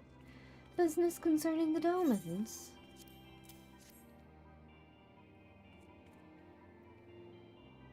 I see. Lord Ian really needn't have gone to such trouble, but I know all too well how much our Far Eastern friends worry themselves over decorum. As for the matter of the refugees' repatriation, I'll not lie, we've come to view them as family, and we'll be sorry to see them go. Many of the other frontier hands especially. So let us do you one better. I shall appeal to their Eorzean comrades and invite them to accompany the Domans on their journey, so that they too might aid in the reconstruction of the Enclave. I expect many will jump at the opportunity. A costly thing to send so many people, to be sure, but owing to Lord Ian's generosity, we seem to have found ourselves with a surplus of funding. It's hard to imagine the toll without the Doman refugees. They helped make it what it is today. What am I saying? This is a happy occasion. Go and tell Hosen the news. I'm sure he'll be overjoyed.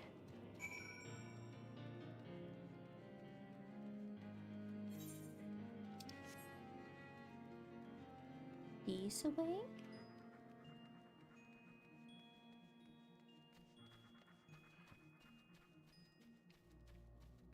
Boop.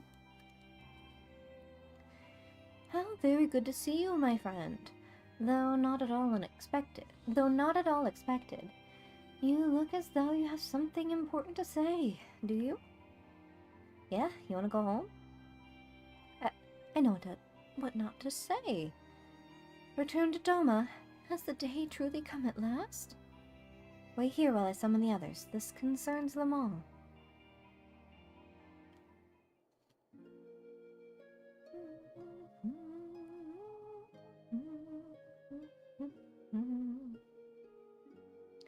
My word, and they are already making arrangements for our return?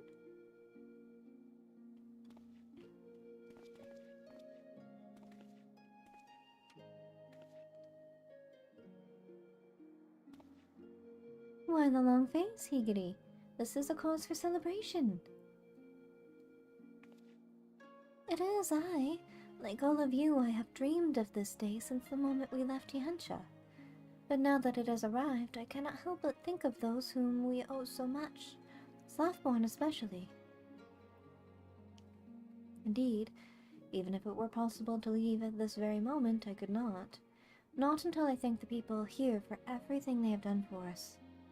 I remember when we first arrived in this land and learned of its troubles. Though disappointed, I understood why no one would grant us shelter. Who were we? Why risk so much for strangers?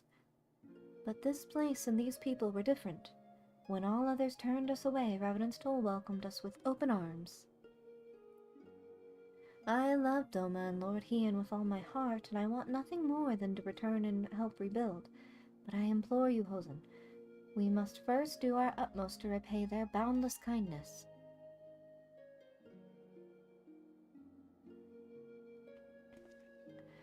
Never did I intend for us to disappear into the night like thieves and vagabonds.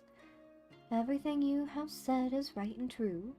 All labors we have undertaken will be seen to a measure of completion. That much goes without saying, I am sure. I will speak with Slothborn and ensure that we have enough days to prepare for our journey. In the meantime, I would encourage you all to prepare gifts and so forth.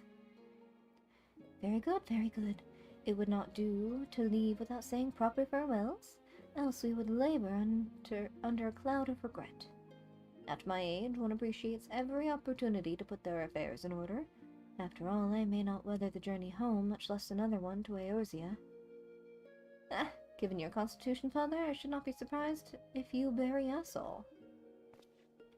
If you have no pressing obligations, Himiko, might I impose upon you to assist us with our final preparations?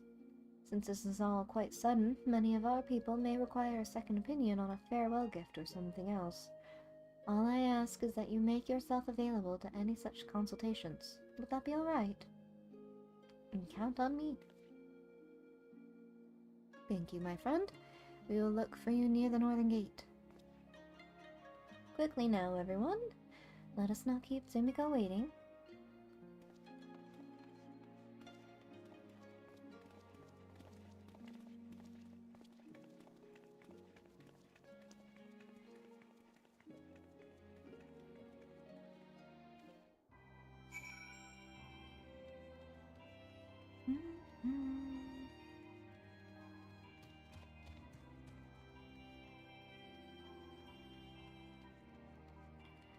I go up.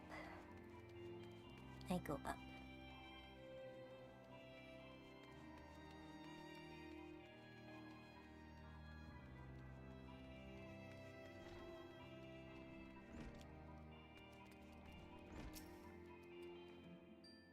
Mr. Tsumiko, is Artemis? I am both flattered and surprised that you should remember my small role in this tale, given the grandeur of your subsequent endeavors. Though I must confess to having derived some selfish pleasure from donning the garments of the shinobi once more, I am honored to have been able to assist in freeing General Raubon from his captivity. And I believe I speak for all my countrymen when I say that we are most grateful to have been granted the opportunity to contribute to the restoration of the Scions. Much has changed, it is true, and much may never be as it once was.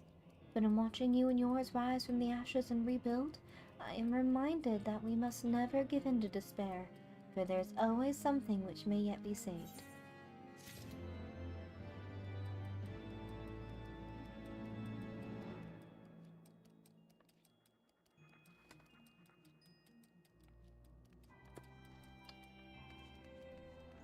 Alright.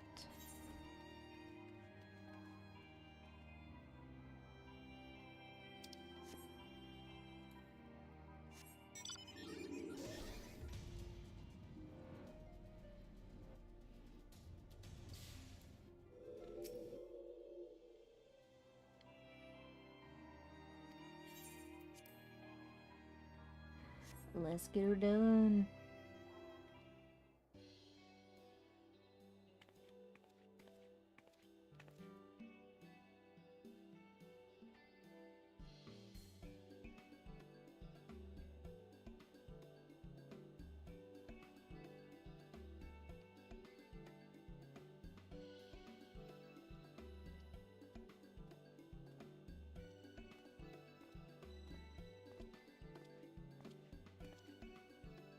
So kind of you to spare the time to help us with something so trivial. No doubt you have many other important matters to attend to. Anyway, I wanted to ask your opinion on a gift I wish to give a dear friend of mine before leaving. Isildur. You remember Isildur? Isildar. Do you not? Alien's grandfather? Though older than me, the two of them were still going on grand adventures before they joined the Scions. Ah, how I envy his vigor. Though we have done little more than drink tea and speak of our children, I have cherished his company. I will miss him, truly. Alas, in recent days his body has begun to get the better of him, and so I was thinking of giving him something for his health. Do you have any suggestions?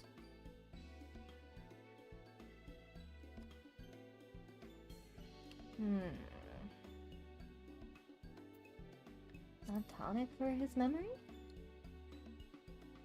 Isildur, forgetful, are you certain? His memory has been nothing short of impeccable in my experience, but perhaps you know something I do not. Very well, I shall speak with one of the merchants and see if one has a suitable tonic. My thanks to you.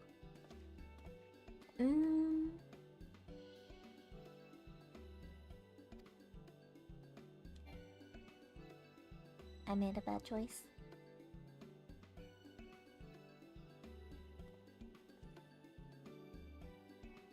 We will do better. That's what I get for not getting to know the NPCs. My friend, if you could spare a moment of your time. The toll is home to many interests to which we owe a great deal, but there is not one in particular to which we should definitely pay respects. Rowena's House of Splendors. The house has been an invaluable source of goods and services in both professional and personal matters. I'm sure you, too, can say the same. And so I thought to bid farewell to the one representative with whom I have worked most closely. He would look to the counter by the gate.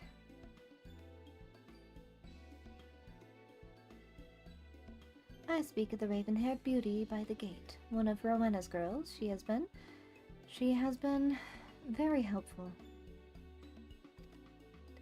There is a problem, however. I cannot for the life of me remember her name. They all sound so similar. Perhaps it is my Domineer. Oh no. We're gonna cheat on this one. What is even the name of this mission? Oops.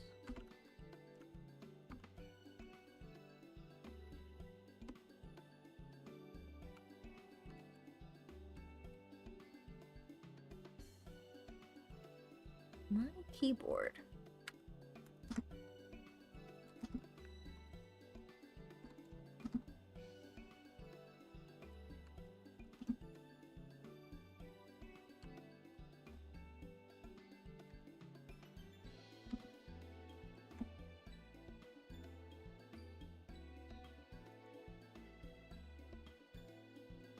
We're going to cheat.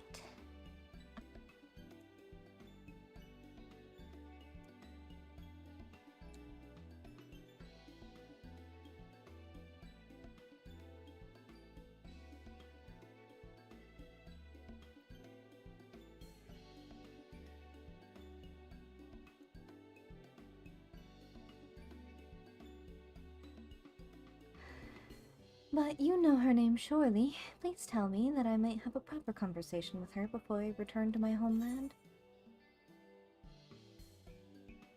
Elena, I thought she dealt in primal arms and whatnot. Elena, that's it. I remembered as soon as you said it. I knew I was right to ask you. They say you're perhaps the house's most valued customer. Anyway, I had best go and speak with her before I forget again.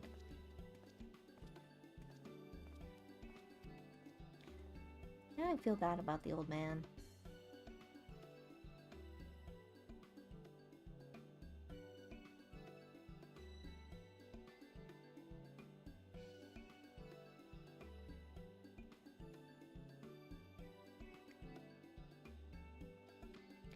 What a cute boy.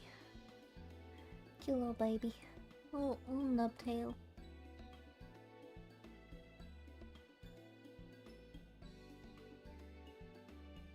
Sus.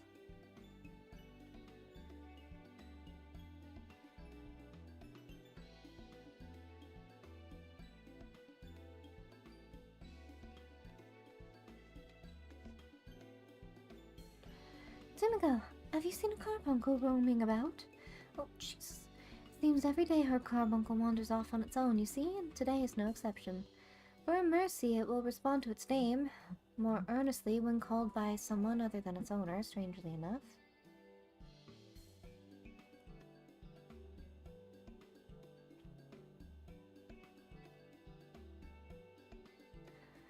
The problem is, I cannot seem to recall what it was. Some sort of gemstone, I think. Oh, you must mean Ruby. Ruby, how could I forget? She named it for the red jewel on its forehead. Thank you for the help, Timiko. I will join her in the search right away.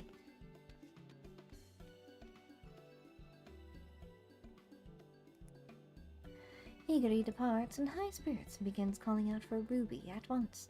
Sure enough, the errant carbuncle soon returns.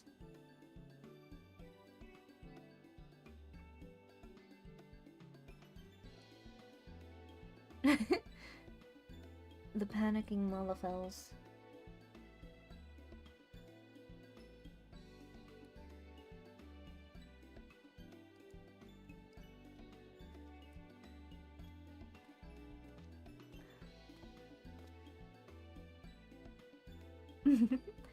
How fortunate I am that you are still here.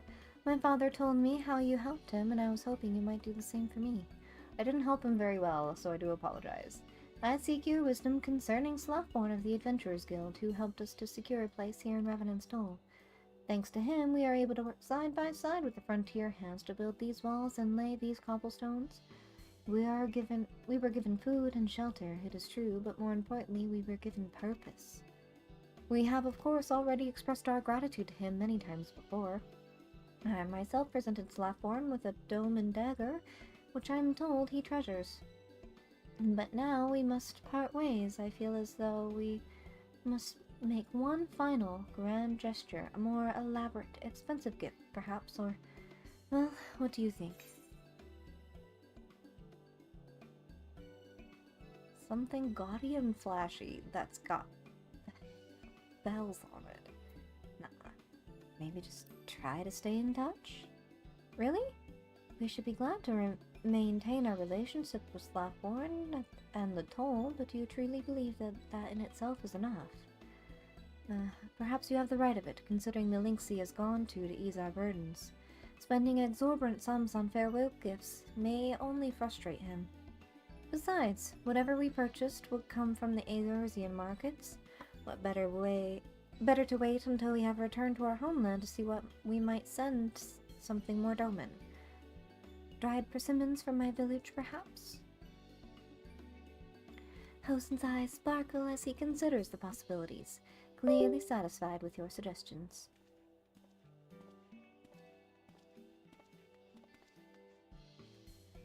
How go your efforts, brothers and sisters?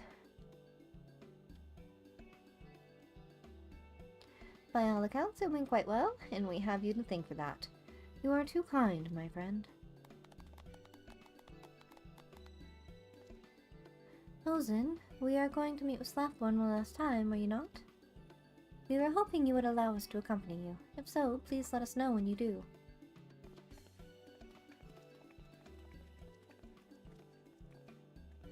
There are some few matters I must attend to before I speak with Slothborn, but it should not take much.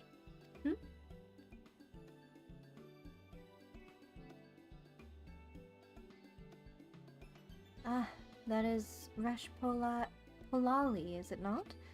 Formerly of the Crystal Braves? Another kind-hearted soul to whom we owe much. She looks as though she is searching for something or someone. Simcoe, I know it is not my place to ask, but would you assist her? I would myself if I could, but with our impending journey. Give me that money.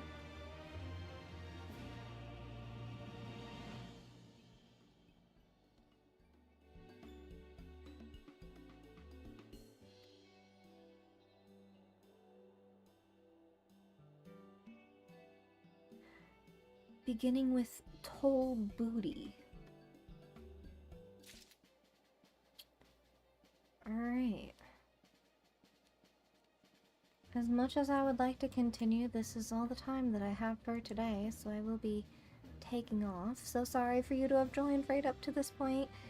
For me to end it here, but thank you for joining nonetheless. I do appreciate you. But I will see you all next week, hopefully with more time to be able to get through some more content. I have been attempting, but time is unfortunately in short supply. But thank you again, and I will see you in the next stream. Bye-bye!